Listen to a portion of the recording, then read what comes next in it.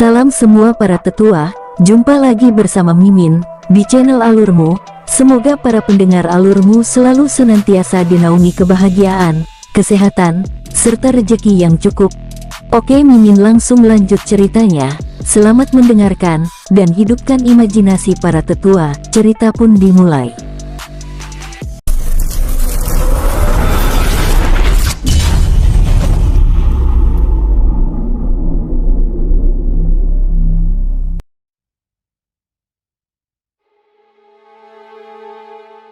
King Ruo dan 10 ranah tingkat dewa melesat ke arah barat. "Tuan-tuan, kita akan membuka gerbang di sini," ucap King Ruo lalu membuat segel tangan. "Gerbang teleportasi hitam, aktif," teriak King Ruo. Sus, udara seperti terdistori, lalu muncul cakram hitam berukuran besar dengan lebar 100 meter. Cakram hitam dengan jutaan rune kuno tersebut berdengung dengan kuat lalu berdiri tegak.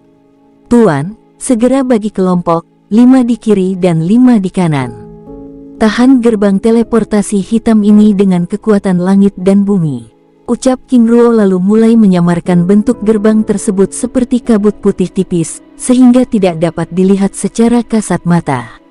"Baik tuan," jawab ke-10 tingkat dewa tersebut lalu bergerak. King Ruo lalu memberikan masing-masing 5 juta kristal jiwa pada setiap orang. "Tuan, ini sangat banyak," ucap salah satu dari mereka.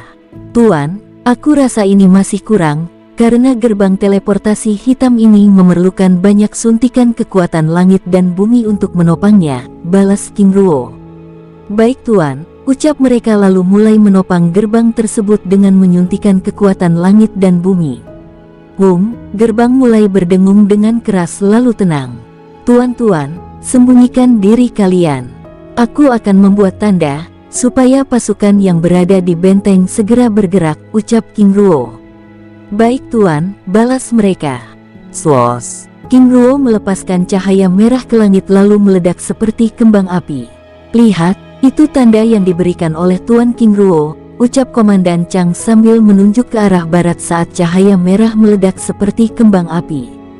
"Bergerak," ucap Raja memberi perintah. 1000 prajurit lalu mulai bergerak menyebarkan asap hitam pekat dari herbal rumput api. Lebah-lebah raksasa beracun tersebut mulai kacau.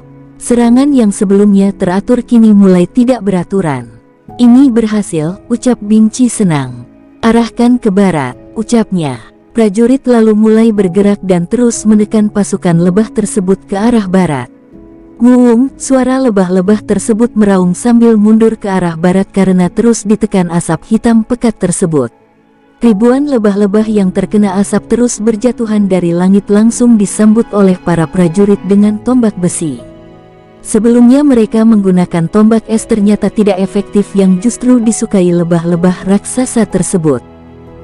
"Keparat," ucap pemimpin lebah itu marah karena asap hitam itu melemahkan kekuatan mereka tanpa ampun. Mundur," ucapnya terus bergerak ke barat. Pasukan lebah raksasa beracun terus mundur ke arah barat tanpa mengetahui bahwa perangkap telah terpasang.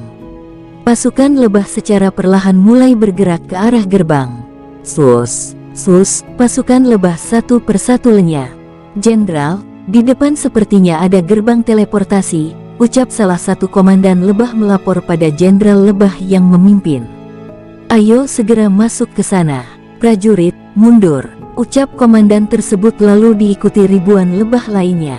Dari jumlah 500.000 pasukan, kini tersisa 150.000 pasukan yang masih mengantri masuk ke dalam gerbang tersebut. "Apa? Ini jebakan?" teriak salah satu jenderal mengejutkan pasukan. Jenderal tersebut menyadari bahwa gerbang teleportasi itu memiliki aura kekacauan. "Mundur," perintahnya. Prajurit yang berkumpul di depan gerbang teleportasi terlihat bingung. Di satu sisi, mereka digiring oleh asap hitam pekat dari 3 arah yaitu arah timur, utara dan selatan, sedangkan di arah barat gerbang jebakan ternganga lebar menunggu mereka.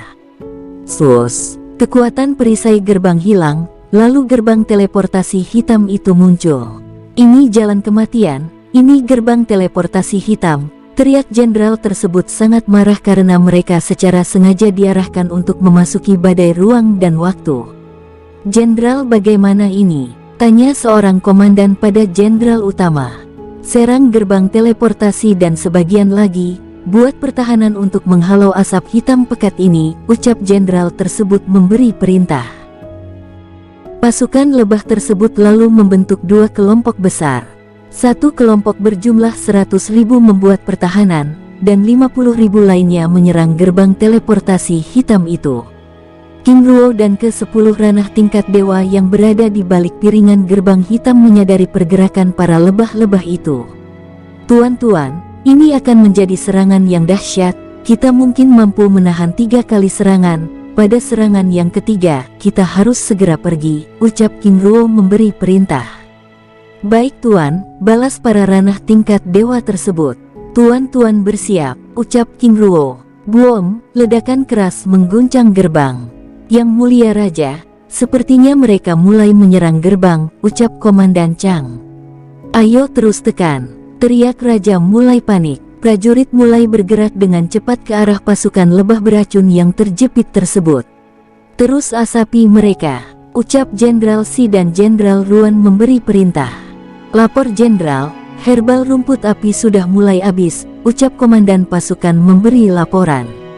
Apa? Jenderal Si dan Jenderal Ruan kebingungan, satu-satunya pemilik herbal tersebut adalah King Ruo. Yang mulia raja, bagaimana ini? Ucap Jenderal Si panik. Boom, ledakan ketiga bergema lalu menghancurkan piringan hitam tersebut, dengan segera King Ruo dan ke-10 ranah tingkat dewa lalu pergi. Mereka muncul di menara benteng pertahanan dengan berlumuran darah. Tuan King Ruo, ucap Raja Binci panik.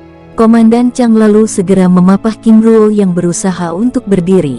Bawa Tuan King Ruo ke Istana Agung, ucap Raja dengan ketakutan.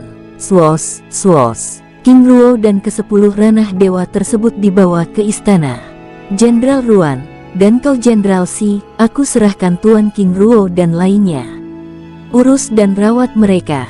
Aku masih ingin menyerang para lebah bangsat itu, ucap sang raja. Baik yang mulia, balas kedua jenderal tersebut lalu bergerak ke arah istana. Di Istana Agung, King Ruo lalu dibawa ke dalam ruangan khusus. Di dalam ruangan tersebut telah menunggu beberapa pelayan dengan sigap menyambut tubuh King Ruo. Aku perlu air hangat di dalam bak mandi, ucap King Ruo sambil berusaha sadar. Serangan balik yang diterima dari serangan piringan gerbang hitam sungguh sangat kuat. Untuk pergi menyelamatkan diri saja King Ruo harus menggunakan sisa kekuatannya. Tidak beberapa lama, beberapa pelayan datang dengan membawa bak mandi yang berisi air hangat yang cukup banyak. Sus, dua buah bola permata petir ungu muncul di tangannya dengan kekuatan petir yang berderak-derak. King Ruo lalu meletakkannya pada bak mandi tersebut. Mundur, ucapnya sambil memasuki bak mandi tersebut lalu semua orang di dalam ruangan itu bergerak mundur. Saat tubuhnya memasuki bak air tersebut, slas, petir keunguan bergerak lalu menutupi tubuhnya hingga dirinya jatuh pingsan. Tuan, teriak Komandan Chang panik. Saat dirinya akan bergerak ke arah bak itu, dengan segera tindakannya dihentikan oleh Jenderal Si dan Jenderal Ruan. Mundur, ucapnya. Saat kekuatan petir ungu tersebut mulai bergerak dan menjalar ke seluruh ruangan itu. Beberapa prajurit yang terkena aliran petir itu dikirim terbang dengan terluka parah. Keluar, ucap Jenderal Si lalu menutup pintu ruangan tersebut. Jenderal Si dan Jenderal Ruan, apa yang harus kita lakukan? Ucap Komandan Chang khawatir. Kedua jenderal itu juga tidak bisa berbuat apa-apa, jangankan untuk menolong. Menyentuh King Ruo saja mereka tidak bisa. Mereka telah melihat dua prajurit tingkat pertapa suci yang terkena sambaran petir sebelumnya terluka dengan parah. Di dunia jiwa King Ruo, ayah, teriak Zilong. Tangisannya pecah saat tubuh berlumuran darah tersebut langsung roboh. Dengan segera tubuh kecilnya tersebut melilit tubuh King Ruo lalu terbang ke aula Istana Emas. Tuan muda, apa yang harus kami lakukan? Tanya Zin dan Zan panik kebingungan. Zin, siapkan bak mandi dan air hangat, dan Zan, kau ambilkan permata jiwa di gudang penyimpanan, ucap Zilong memberi perintah dengan mencoba tidak panik. Baik tuan muda, ucap kedua singa emas bersayap itu lalu pergi. Tuan muda, bagaimana dengan kami? ucap Xiewu dan keempat saudaranya bingung. Xiewu, bawakan pil embun emas. Xieki, Xieba, Xiejiu dan Xieliu, kalian berempat bantu awasi gerbang dunia luar. Baik Tuan Muda, ucap keempat manusia kalajengking tersebut lalu pergi. Sus, Jin Han dengan kedua saudaranya Jin Du dan Jin Se muncul. Tuan Muda, apa yang terjadi? Ucap Jin Han khawatir. Ayah sedang terluka parah. Jin Du dan Jin Se, kalian berdua jaga ibu yang sedang berlatih, dan jangan beritahukan tentang semua ini. Baik Tuan, jawab kedua manusia lipan bara itu lalu menghilang. Tuan Muda, ucap Jin muncul dengan seember air hangat. Jin Han, bantu aku membersihkan darah yang sudah mulai mengering ini, ucap Zilong. Jin Han lalu secara perlahan mengelap darah di sekujur tubuh King Ruo. Mendapat serangan balik dari 50.000 lebah raksasa beracun sambil menopang gerbang teleportasi hitam merupakan sesuatu yang mustahil dilakukan. Jika tidak karena darah emas Dewa Luo dalam tubuhnya, dapat dipastikan tubuh itu sudah hancur. Tuan Muda, kekuatan hidup di dalam tubuhnya sangat lemah, apa yang harus kita lakukan? Tanya Jin Han sambil mengelap tubuh King Ruo dengan khawatir. Bersihkan dulu tubuhnya. Aku akan berusaha mencoba caraku, ucap Zilong. Setelah tubuh tersebut selesai dibersihkan, Zilong lalu mulai melilit tubuh tersebut lalu secara perlahan menyuntikkan kekuatan petir secara perlahan. 1 jam, 2 jam, 3 jam tubuh Zilong mulai kelelahan. Tuan Muda, bagaimana ini? Ucap Jin Han dan Xiewu khawatir. Xiewu, aku perlu pil embun emas, ucapnya sambil memakan pil tersebut untuk memulihkan tubuhnya secara instan. Jin dan Zan, ambil kristal jiwa sebanyak-banyaknya, ucapnya sambil terus menyerap kristal jiwa dan menyuntikkan kekuatan petir pada tubuh King Ruo. Dan kita geser cerita tetua alurmu. Raja Bingci dan para jenderal lainnya telah kembali. Mereka telah berhasil mengalahkan pasukan lebah raksasa beracun yang tersisa. Dari 150.000 pasukan yang tersisa, mereka berhasil membunuh setengahnya dan mengusir setengahnya lagi. Jenderal Si, bagaimana keadaan Tuan King Ruo? Ucapnya khawatir. Yang mulia, kami tidak tahu perkembangannya. Saat ini Tuan King Ruo belum juga keluar, ucap Jenderal Si melaporkan. Sus, mereka lalu pergi ke Istana Agung. Yang mulia, ucap Jenderal Ruan menyambut kedatangan Raja Bingci yang datang bersama para jenderal lainnya, sambil terus berjaga di depan pintu. Apakah kalian tidak ada yang melihatnya? Tanya Raja penasaran sambil menuju ruang King Ruo. Yang mulia, jangan mendekat. Ada petir ungu yang sangat kuat dan berbahaya di dalam, ucap Jenderal Ruan memperingatkan. Raja tampak ragu. Apakah benar di dalam ada kekuatan petir yang dimaksud? Jenderal Ruan, apakah kalian tidak berbohong padaku? Apakah kalian tahu akibatnya jika dia mati di tempat ini? Ucap Raja khawatir. Yang mulia, kami tidak berbohong, nyawa kami adalah taruhannya, ucap Jenderal Si dan Jenderal Ruan tegas.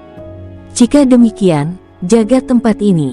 Jangan sampai ada yang mengganggu, ucap sang raja. Baik Yang Mulia, jawab kedua jenderal tersebut bersamaan. Di wilayah barat Pulau Es Biru, kawanan lebah raksasa beracun terus bergerak pergi dengan kecepatan tinggi. Nguwung, Jenderal Miefeng, sepertinya di depan ada pulau kecil, ucap komandan pasukan lebah melapor. Pergi periksa tempat itu, jika aman kita akan singgah di sana, balas sang jenderal tegas. Baik Jenderal. Tidak lama kemudian, komandan pasukan tersebut kembali. Jenderal Miefeng, tempat itu aman, ucap komandan tersebut melapor. Baiklah, perintahkan semua pasukan untuk bergerak dan singgah di pulau. Kita akan beristirahat di sana, ucapnya. Pasukan lebah beracun tersebut lalu bergerak ke arah pulau yang dimaksud. Sepertinya kita akan tinggal beberapa hari di pulau ini, ucap Jenderal Miefeng yang didampingi beberapa jenderal yang tersisa. Ini adalah kekalahan dan kerugian terbesar bagi pasukan lebah raksasa beracun, ucap jenderal yang lain menimpali. 700.000 pasukan yang dibawa kini hanya tersisa 80.000 saja, 200.000 tewas saat mencoba menembus benteng, 350.000 tewas memasuki gerbang hitam dan 70.000 tewas karena diburu. Sungguh kekalahan yang sangat besar. Ini adalah serangan terakhir kita, ucap Jenderal Miefeng dengan sedih. Dan 2 hari kemudian, Jenderal Mochi tiba di Pulau Es Biru dengan kelelahan melihat pemandangan yang sungguh di luar nalar. Mayat dari lebah raksasa beracun serta mayat prajurit dari Pulau Es Biru menumpuk di berbagai tempat. Kali ini kerugian tidak hanya di pihak pasukan lebah raksasa beracun, pihak Pulau Es Biru juga telah kehilangan 300.000 prajurit. Jenderal Mochi lalu memerintahkan para prajurit yang ikut bersamanya untuk membersihkan kekacauan tersebut lalu pergi ke aula istana. Di aula istana, Jenderal Mochi selamat datang, ucap putra mahkota Bing Yuan menyambut kedatangannya dengan senyuman hangat.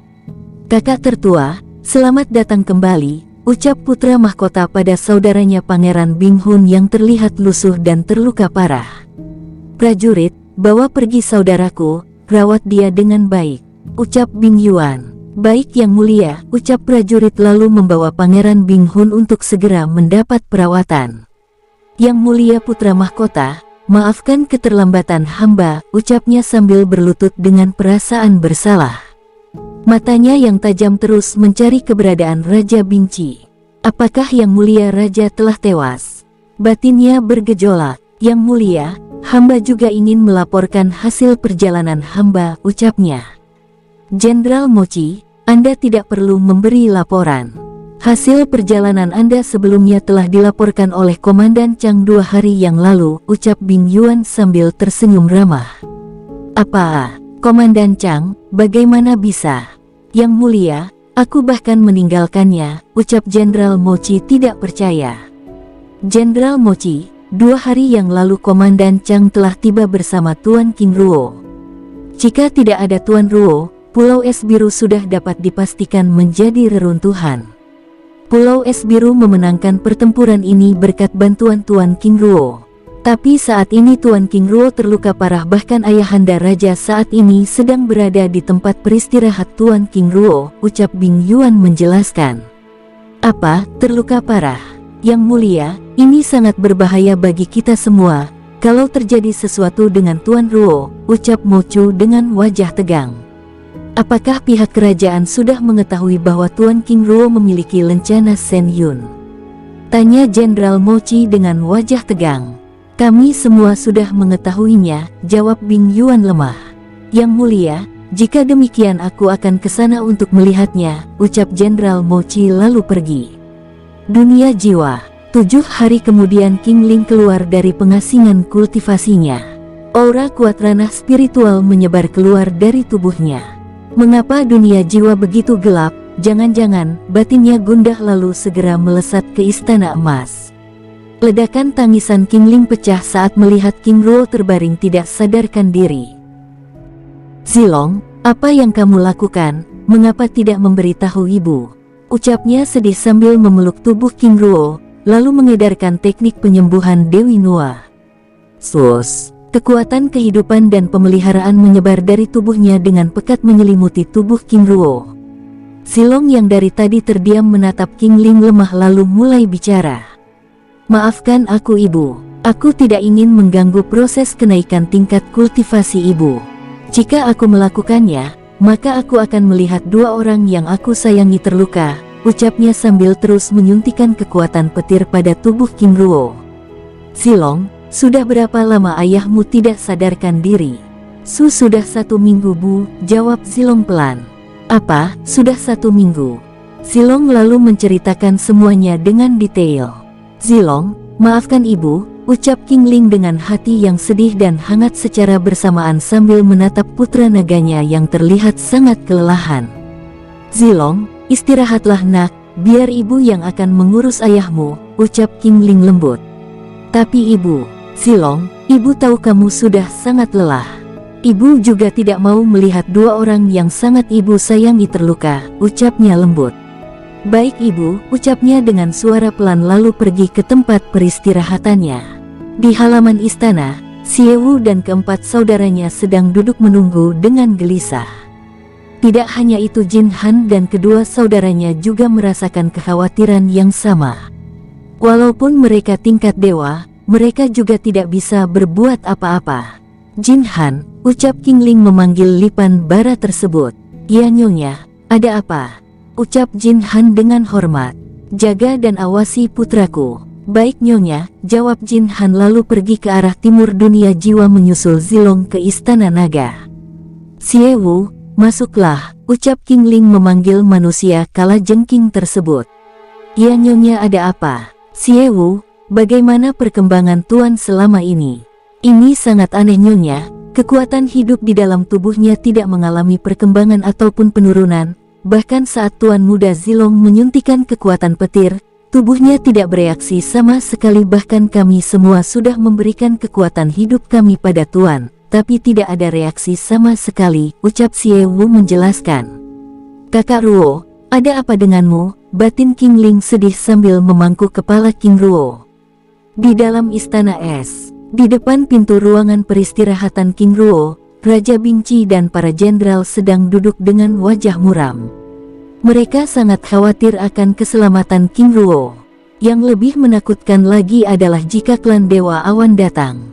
Mereka tidak dapat membayangkan hukuman apa yang akan mereka terima jika orang-orang itu datang ke Pulau Es Biru. Yang mulia, apa yang harus kita lakukan? Sudah 1 minggu Tuan King Ruo tidak keluar dari ruangannya, ucap Jenderal Mochi dengan wajah khawatir. Jenderal Mochi, kita bahkan tidak tahu situasi di dalam ruangan. Apakah Tuan King Ruo sudah bangun atau belum? Tidak ada yang tahu, ucapnya khawatir. Apakah tidak ada yang berani mengawasinya? Tanya Raja Bingci sambil menatap para jenderalnya. Wajah para jenderal menunduk saat Raja mengajukan pertanyaan yang demikian. Aku akan mencoba melihatnya, ucap Komandan Chang sambil berjalan menuju pintu ruangan. Komandan Chang, biar aku saja, ucap Jenderal Mochi lalu berjalan mendekati pintu. Dengan perlahan, Jenderal Mochi mulai membuka pintu ruangan. Raja serta semua orang di dalam ruang menatap Jenderal Mochi dengan tegang. Saat pintu mulai terbuka, slas, boom, kekuatan petir ungu dengan cepat menyambar Jenderal Mochi. Wus, tubuhnya dikirim terbang hingga menghantam dinding istana. Ah, ucapnya kesakitan. Jenderal Mochi, ucap semua orang dengan segera menolongnya. Ah, jangan ada yang mendekati pintu itu, ucap Jenderal Mochi berusaha berdiri. Mata Raja Bingci terbelalak. Sungguh kekuatan petir yang sangat kuat. Jika tubuh Jenderal Mochi adalah tubuh biasa, dapat dipastikan serangan petir tersebut dapat mengubahnya menjadi kabut darah seketika. Tutup pintunya, ucap Bingci sambil mengambil jarak beberapa meter dari depan pintu. Baru 1/4 pintu yang telah terbuka tetapi kekuatan petir yang keluar sudah sekuat itu. Jika pintu tersebut terbuka semuanya dapat dipastikan petir itu akan menjalar keluar. Dengan takut-takut Jenderal Si dan Jenderal Ruan bergerak ke arah pintu tersebut. Gunakan tombak untuk menutupnya, perintah Raja. Baik Yang Mulia, ucap Jenderal Si dan Jenderal Ruan lalu menggunakan tombak untuk mendorong pintu tersebut. Sungguh orang dari klan Dewa Awan sangat menakutkan, batin mereka. Semua orang yang ada di dalam ruangan itu menganggap King Ruo berasal dari klan Dewa Awan sehingga mereka menjadi semakin khawatir. Di daerah wilayah jantung utara, di atas hamparan awan putih tanpa batas, berdiri megah sebuah gerbang naga emas dengan aura kuno ilahi. Di samping kiri dan kanan gerbang berdiri masing-masing 10 kultivator ranah dewa tingkat menengah. Gerbang naga emas merupakan jalan untuk menuju dunia kecil klan Dewa Awan. Di dalam istana Giok, penguasa Senzu, hamba datang menghadap, ucap seorang pria paruh baya dengan hormat. Tetua Senki, ada keperluan apa Tetua datang menemuiku, ucap penguasa Senzu penasaran. Tetua Senki adalah tetua yang sangat senang menyendiri. Waktunya dihabiskan dengan berkultivasi di dalam aula Giok Jiwa. Hal penting apa yang ingin disampaikannya, ucap penguasa Senzu membatin. Penguasa Senzu, beberapa hari ini aku melihat salah satu pasangan lencana Giok Sen Yun bergetar dan meredup. Apa yang harus kita lakukan? Ucapnya sambil menatap penguasa Senzu. Tetua Senki, sudah berapa hari fenomena itu terjadi? Tanyanya. Sudah 1 minggu ini, ucap tetua tersebut menjelaskan. Sus, penguasa Senzu menghilang lalu muncul di aula Gyokjiwa. Tampak ribuan pasangan lencana Gyoksen Yun berderet rapi. Di barisan paling atas, tampak sebuah pasangan giok yang tampak meredup. Ada apa dengan tetua Sen Mingsing? Ucap Senzu bingung. Sen Mingsing adalah salah satu tetua utama klan Dewa Awan yang sangat kuat. Sebagai kultivator ranah dewa tingkat langit, sangat tidak mungkin ada yang dapat mengganggunya. Apa yang sebenarnya terjadi? Ataukah ini ulah orang-orang dari daratan ilahi? Penguasa Senzu membantin. Penguasa, ucap tetua Senki muncul. Tetua Senki, selidiki keberadaan tetua Mingsing. Ucap penguasa Senzu lalu menghilang. Baik penguasa, ucap tetua Senki lalu mulai mengedarkan kekuatan jiwanya untuk mencari keberadaan tetua Mingsing lalu menghilang. Di kota perak, villa bambu emas. Di dalam pelukan King Peng, Ling Yun terus menangis sambil menatap kristal giok jiwa King Ruo yang retak. Giok jiwa yang biasanya bersinar terang kini tampak redup. Suamiku, apa yang harus kita lakukan? Ucapnya dengan sedih sambil menatap King Peng tak berdaya. Sayang, tenanglah. Ruoer akan baik-baik saja, ucap King Peng menenangkan Ling Yun walaupun hatinya juga sangat khawatir. Ini adalah kali kedua mereka melihat giok jiwa King Ruo retak, tetapi tidak selama ini. Sudah 1 minggu berlalu giok jiwa tersebut masih meredup retak. Di Pulau Es Utara, di atas langit Pulau Es Utara, tiba-tiba awan yang tenang beriak. Sus, cahaya keemasan melesat ke arah benteng. Boom! Ledakan kuat menghancurkan benteng tersebut. Dari arah sumber ledakan, berdiri pria paruh baya dengan mata tajam menatap ke arah istana. Tanpa komando, prajurit kerajaan lalu bergerak dengan cepat membentuk barisan. Komandan Chang, segera lapor pada Yang Mulia Raja, ucap Jenderal Ruan. Minggir kalian, teriak pria paruh baya itu, sambil mengibaskan tangannya. Wush! Boom! Semua prajurit tersebut dikirim terbang. Bahkan Jenderal Ruan terbang sampai menghantam benteng lalu tidak sadarkan diri. Sus, Komandan Chang muncul di hadapan Raja. Yang Mulia, kita diserang. Ucap Komandan Chang melapor dengan wajah tegang. Siapa yang menyerang kita? Tanya Raja Bing, yang kini mulai panik. Kami juga tidak tahu, tetapi benteng es telah diratakan, ucap Komandan Chang memberi laporan. Bingci serta semua orang lalu keluar dari istana. Di luar istana, berdiri seorang pria paruh baya menatap Bingci beserta rombongan yang keluar dari istana dengan tajam. Sikapnya seperti makhluk transenden dengan aura yang sangat kuat menindas semua orang sehingga membuat nyali Bingci dan semua orang menjadi ciut. Penguasa, hamba Bingci Raja Pulau Es Biru. Mohon penguasa memperkenalkan diri dan tujuan penguasa mengunjungi kami, ucap Bingci memberanikan diri dengan penuh siaga. Pria paruh baya itu hanya diam. Sus, tubuhnya tiba-tiba menghilang. Yang Mulia Raja, ucap Jenderal Mochi panik saat melihat Raja Bingci tiba-tiba sudah berada di tangan pria paruh baya tersebut. Ah, ucap Bingci berusaha untuk melepaskan tangan yang memegang lehernya. Sus. Pria paruh baya tersebut melempar tubuh Bingci ke arah istana es. Boom! Ledakan dahsyat terjadi saat tubuh itu menghantam pilar istana. Yang Mulia, teriak semua orang panik. Mereka hanya bisa melihat tubuh Bingci menghantam pilar istana dan terluka parah tanpa bisa menolong. Di mana putraku, dan siapa yang melukainya? Ucap pria paruh baya tersebut membuka suara. Semua orang terdiam. Akhirnya yang mereka takutkan tiba. Jika tidak ada yang berbicara, aku akan menenggelamkan pulau ini, ucapnya dengan suara yang menggelegar. Slas! Boom! Ledakan petir hitam keemasan keluar dari tubuhnya membentuk tornado petir hingga mencapai awan. Penguasa, tolong hentikan, teriak Jenderal Mochi melesat ke arah pria paruh baya tersebut.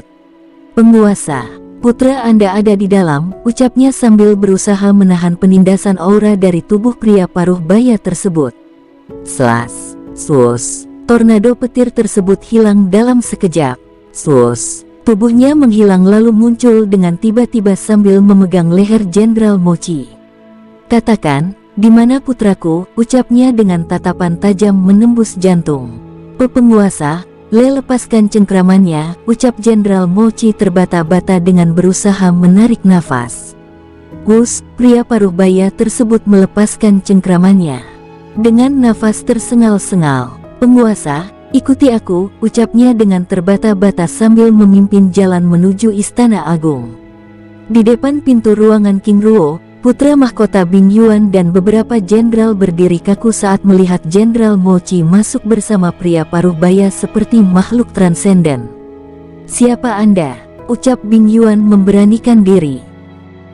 "Minggir," ucap pria paruh baya itu sambil menjentikan tangannya. Wush, boom. Dengan seketika semua orang di dalam ruangan itu terpental terbang. Jenderal Mochi hanya bisa tertegun saat melihat tindakan pria paruh baya tersebut yang begitu beringas tanpa bisa berbuat apa-apa. Tangannya dengan perlahan membuka pintu ruangan tersebut. Selaas petir ungu kehitaman keluar menyambutnya lalu menjalar dengan jinak tanpa memberikan ledakan. "Ruo ucapnya dengan mata berkaca-kaca sambil mengangkat tubuh King Ruo yang masih berada di dalam bak mandi. "Siapa yang melakukannya?" teriaknya keras. Boom! Ledakan dahsyat menghancurkan Istana Agung hingga istana tersebut benar-benar menjadi rata dengan tanah. Semua orang yang ada di dalam istana tersebut dikirim terbang, bahkan Jenderal Mochi terpental tidak sadarkan diri. Di tengah-tengah reruntuhan, pria paruh baya tersebut berdiri tegak sambil menggendong tubuh King Ruo yang masih belum sadarkan diri. Suasana mencekam benar-benar menimpa Pulau Es Biru. Raja Bingci yang terluka hanya bisa menatap dengan sedih. Bahkan semua orang tidak ada yang berani bergerak. Untung tubuh King Ruo dibawa ke Istana Agung. Kalau dibawa ke istana utama, maka tidak akan ada lagi istana kerajaan Pulau Es Biru, batin semua orang. Sus. Komandan Chang terbang menghampiri pria paruh baya itu. "Penguasa, hamba Komandan Chang, hamba adalah sahabat penguasa muda King Ruo.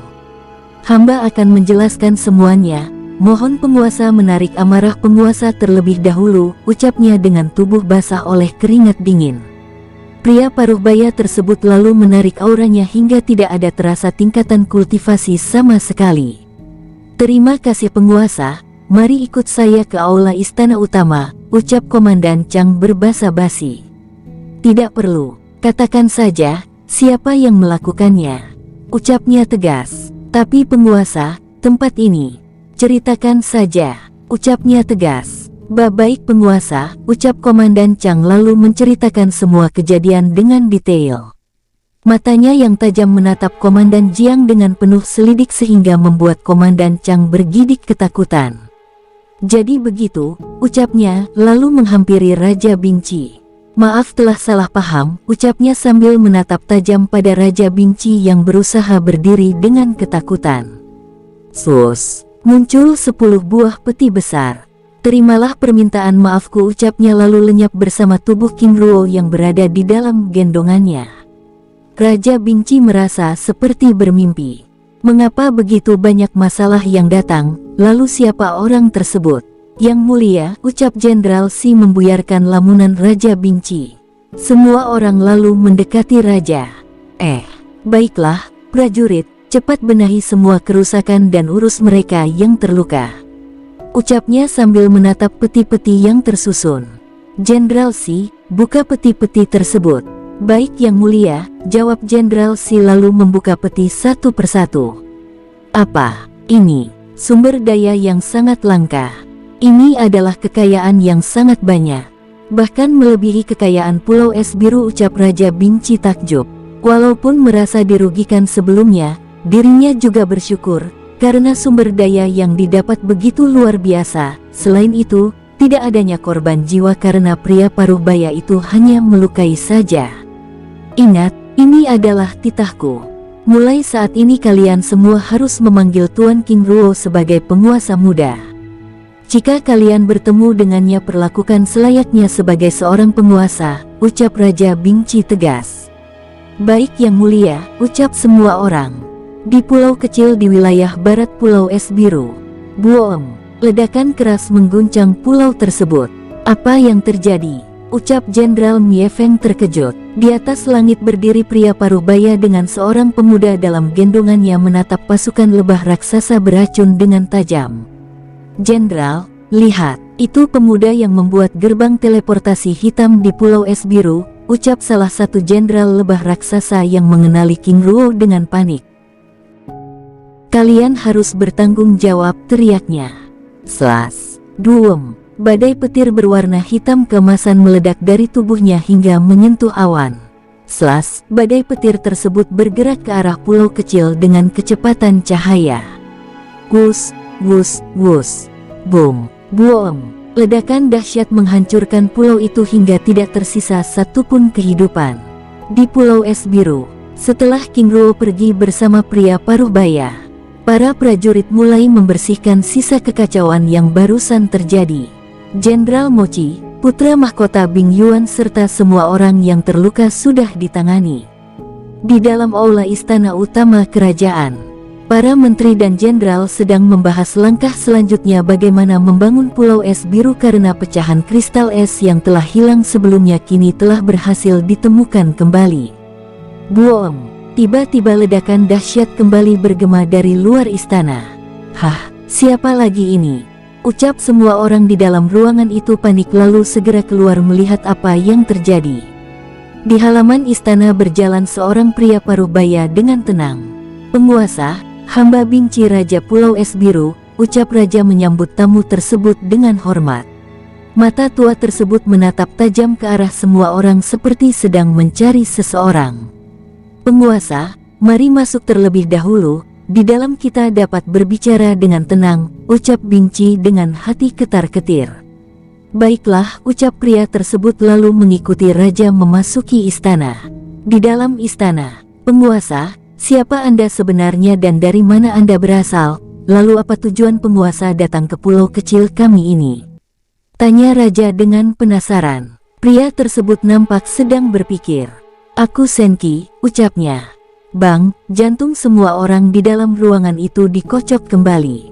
Mereka bingung, siapa pria paruh baya yang datang membawa King Ruo pergi sebelumnya, lalu berasal dari klan mana pria paruh baya tersebut karena kini muncul orang dari klan Dewa Awan lainnya. "Tujuanku kemari adalah mencari seseorang yang memiliki lencana Sen Yun," ucap Senki. "Penguasa, sebelumnya memang ada pemuda yang memiliki lencana Sen Yun. Pemuda tersebut terluka parah saat menolong kami melawan lebah raksasa beracun. Tetapi penguasa, pemuda tersebut baru saja pergi bersama orang yang mengaku sebagai ayahnya," ucap Raja Bingci menjelaskan. Kening Senki berkerut. "Sejak kapan tetua Mingsing menjadi muda?" ucapnya bingung. "Apakah kalian tahu siapa pria yang membawanya pergi?"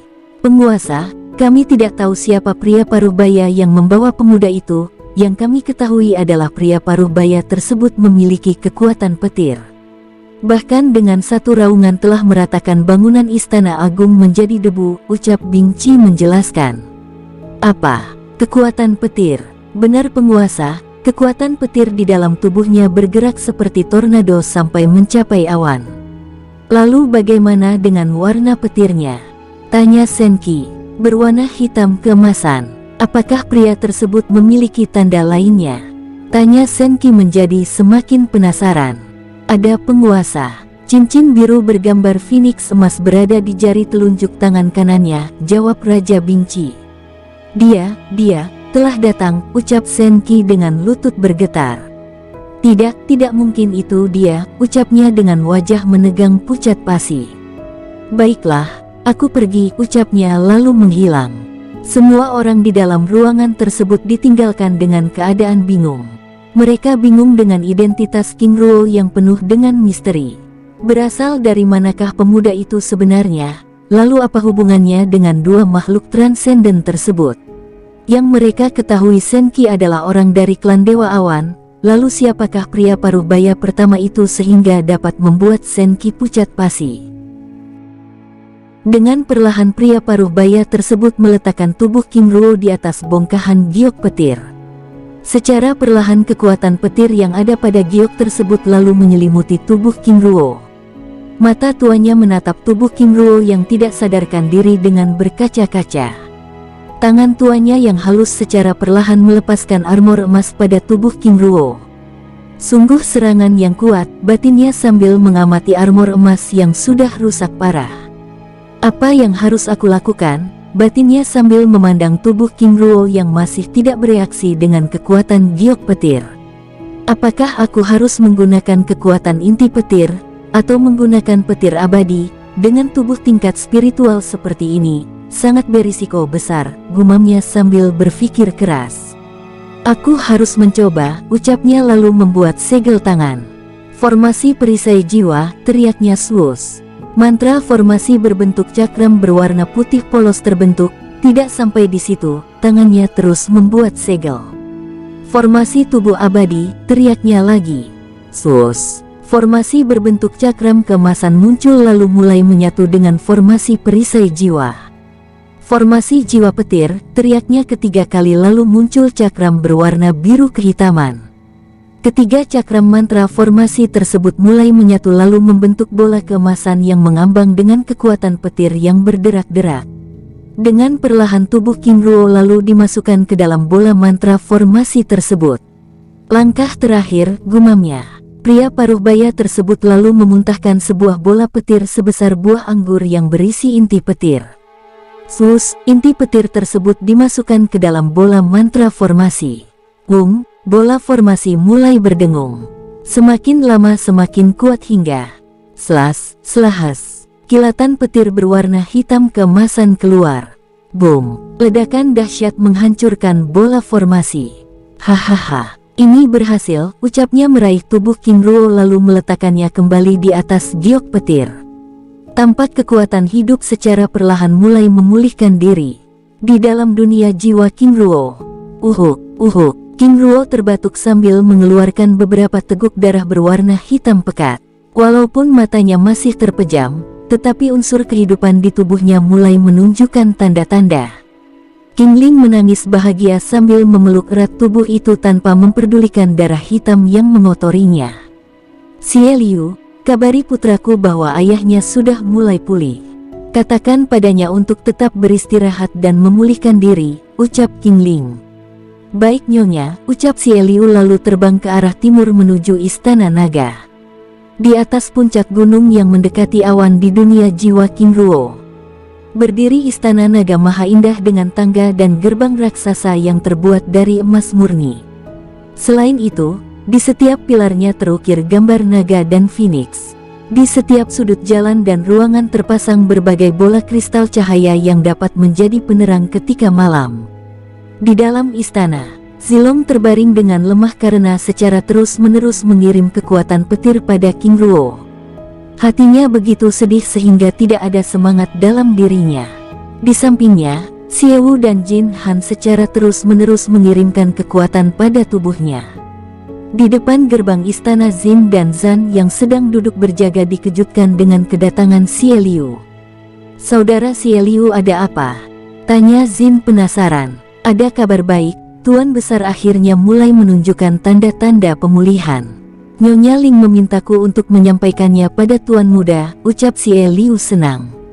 "Baiklah, mari masuk, temui Tuan Muda," ucap Zin dan Zan senang. "Hormat pada Tuan Muda," ucap Xie Liu sambil berlutut. "Xie Liu, ada apa?" tanya Zilong dengan suara lemah. "Tuan Muda, saya mendapat perintah dari Nyonya untuk menyampaikan bahwa Tuan Besar sudah mulai menunjukkan pemulihan," ucapnya dengan nada bahagia. "Apa, ayahku telah bangun?" ucap Zilong dengan semangat. Semua yang ada di dalam ruangan itu merasa bahagia. "Syukurlah," ucap Xie Wu dan Jin Han senang. "Tapi Tuan Muda, untuk sekarang ini Tuan Muda tidak diperbolehkan untuk datang. Nyonya Ling meminta Tuan Muda untuk memulihkan diri dulu," ucap Xie Liu. "Baiklah," balas Zilong mulai bersemangat. "Zin, Zan," ucapnya memanggil kedua singa emas bersayap tersebut. "Ambilkan kristal jiwa dan buah-buahan yang banyak, aku ingin segera pulih," ucapnya senang. "Baik Tuan Muda," ucap kedua singa emas itu lalu pergi. "Xie Liu, terima kasih. Laporkan pada ibuku bahwa aku baik-baik saja.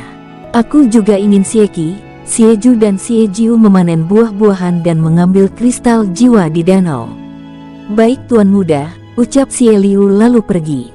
Di istana emas dunia jiwa King Ruo, kebahagiaan terpancar di wajah King Ling saat melihat tubuh King Ruo yang secara terus-menerus mulai memulihkan diri. Dengan sabar, dirinya terus mengirimkan kekuatan kehidupan dan pemeliharaan serta menyerap jutaan kristal jiwa yang menggunung di sisinya.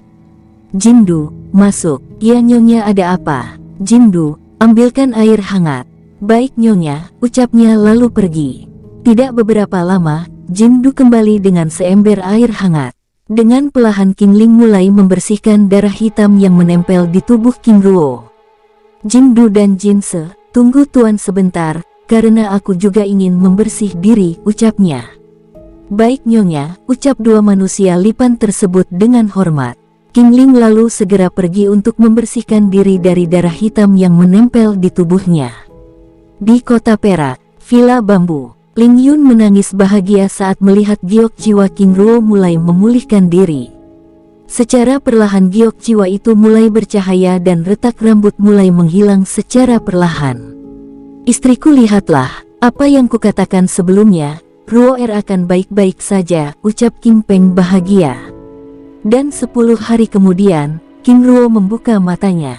Hal pertama yang dilihatnya adalah wajah cantik dengan mata berkaca-kaca menatapnya dengan lekat. Senyum terbaik mekar dari bibir indahnya. Ling maafkan aku, ucap King Ruo lemah. Mata indah yang berkaca-kaca tersebut lalu meneteskan air kebahagiaan. Kakak Ruo, ucapnya lalu memeluk King Ruo dengan erat. Ledakan tangisannya semakin menjadi-jadi. King Ruo terus membiarkannya lalu mendekapnya dengan erat. Hatinya dipenuhi dengan kehangatan. Terima kasih sayang, ucapnya pelan. Setelah cukup lama, uhuk, batuk King Ruo mengagetkannya. Ruo Gege, ada apa, ucapnya panik. King Ruo tersenyum. Ling pelukanmu membuatku tidak bisa bernafas, ucap King Ruo menggodanya. Kakak Ruo, itu tidak lucu, ucapnya dengan wajah cemberut. Ling aku suka wajah itu, ucap King Ruo lalu memeluknya erat. Sus, Zilong muncul. Ayah ibu, kurasa kalian sudah mulai melupakanku, ucap Zilong. Kita pura-pura tidak mendengarnya, bisik King Ruo pada King Ling sambil terus berpelukan. Ayah, ibu, aku ada di sini, ucap Zilong mulai gusar karena diabaikan. King Ling dan King Ruo terus berpelukan. Mereka berdua sudah mulai tidak mampu menahan tawanya. Baiklah, aku pergi, ucapnya dengan wajah cemberut. Hahaha, ledakan tawa pecah hingga mengagetkan Zilong. Hahaha, putra ibu ternyata suka ngambek, ucap King Ling menggodanya. Sayang, aku juga baru tahu, ternyata naga yang gagah ini suka ngambek, ucap King Ruo memeluk naga kecil tersebut dengan hangat. Ayah ibu kalian mengerjaiku, ucap Zilong cemberut. Zilong terima kasih, ucap King Ruo tulus. Di luar istana 10 abdi King Ruo terlihat bahagia. Mereka semua bisa mendengar canda hangat keluarga kecil tersebut. Akhirnya Tuan Besar pulih, ucap Jin Han senang. Awalnya kalajengking raksasa, lipan bara dan singa emas bersayap merasa sakit hati karena mereka ditawan dan dijadikan bawahan oleh King Ruo.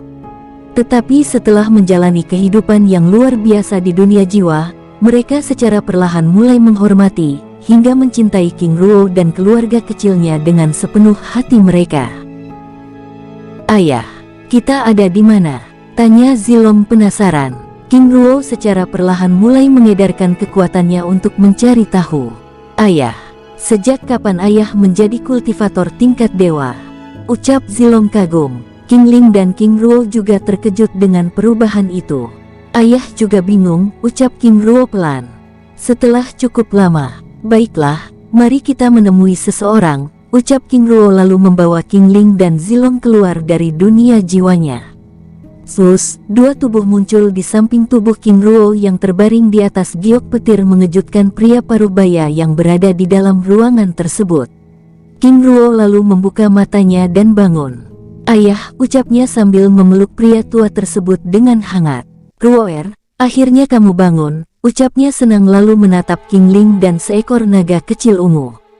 Ayah, ini istriku Qingling, dan putra nagaku Zilong.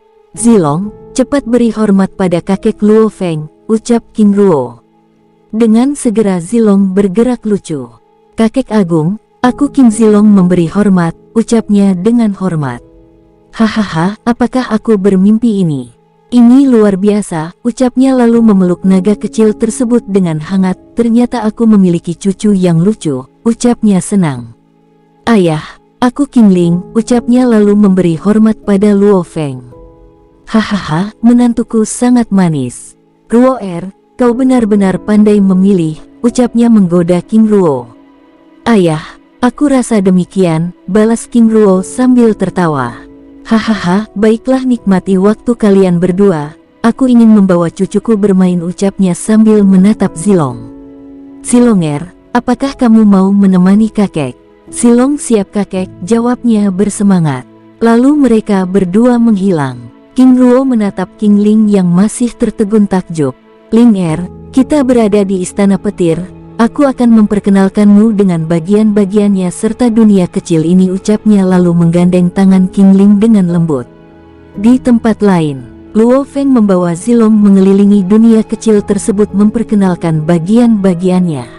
Mereka lalu mulai memetik buah-buahan abadi serta berbagai herbal yang abadi. Kakek Agung, jika buah apel, anggur bumi abadi dan buah persik abadi aku tahu, bahkan ayah memiliki kebun yang luas di dunia jiwanya. Tapi aku tidak tahu ini buah apa? Tanya Zilong sambil menunjuk buah-buahan baru yang dijumpainya. Ini adalah buah jeruk emas, ini adalah buah wortel langit, ini adalah buah bawang surga, ucap Luo Feng memperkenalkan buah-buahan pada Zilong dengan sabar.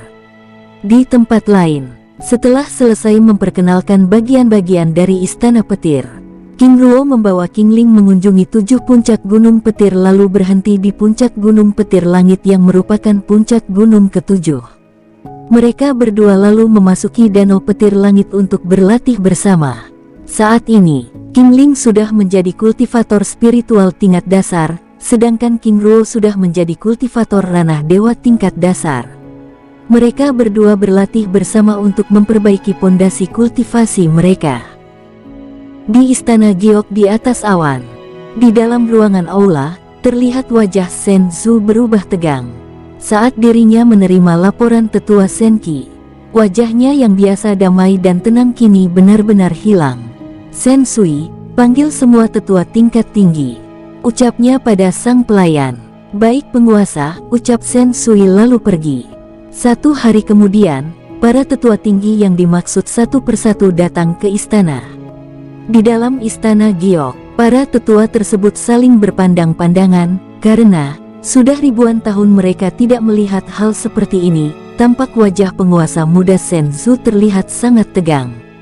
Di mana tetua Sen Mingxing? Ucap tetua yang lain dengan penasaran karena sudah lama mereka berada tetapi tetua agung tersebut tidak datang-datang.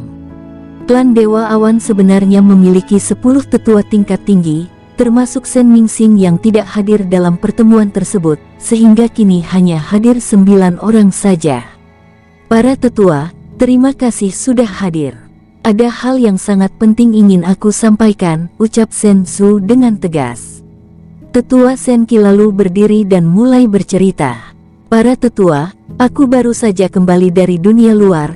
Sebelumnya aku mendapat tugas dari penguasa untuk mencari keberadaan tetua Sen Mingxing. Karena 7 hari sebelumnya pasangan lencana Sen Yunye redup dan retak cukup lama.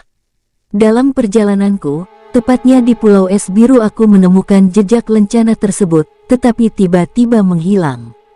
Para tetua, aku menemukan kekuatan petir yang sangat dahsyat di sana lalu aku menemui Raja Pulau tersebut untuk mencari informasi. Menurut informasi yang aku terima, pemilik lencana Sen Yun adalah seorang pemuda yang telah terluka parah, dan pemuda tersebut telah dibawa pergi oleh ayahnya yang memiliki kekuatan petir itu, ucap tetua Senki menjeda ceritanya. Tetua Senki, kekuatan petir yang seperti apa yang saudara maksud?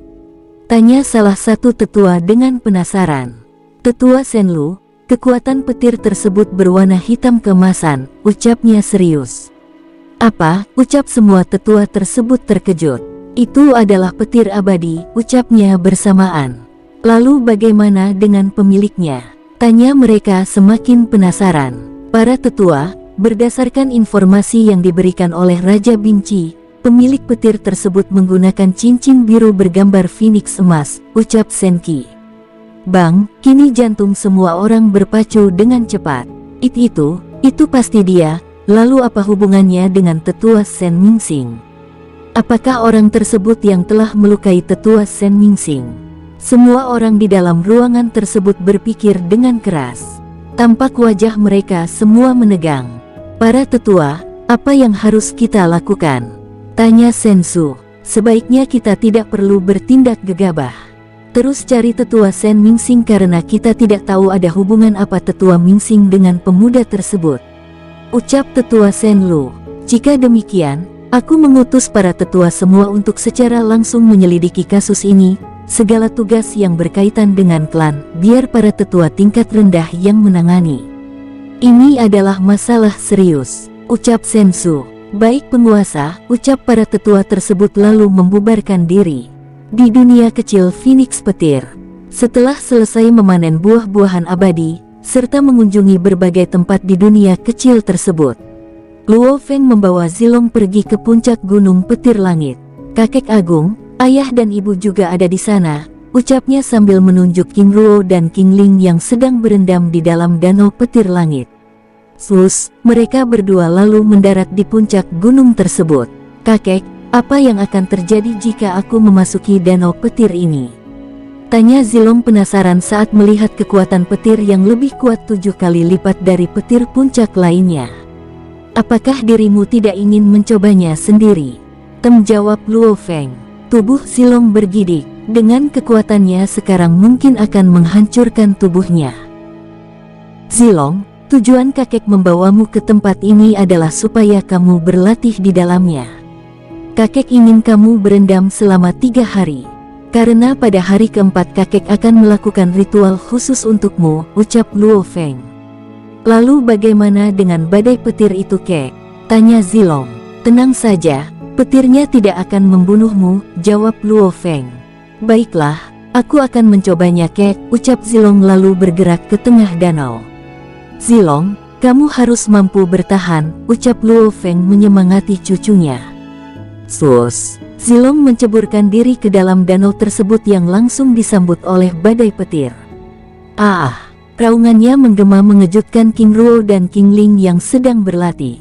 Zilonger, apa yang kamu lakukan? Tanya King Ling terkejut. Ibu, aku juga ingin berlatih. Kakek Agung bilang petirnya tidak akan membunuhku, makanya aku ingin mencoba, ucap Zilong sambil meringis menahan rasa sakit di tubuhnya. Bertahanlah nak, ucap King Ruo memberi semangat. Groar.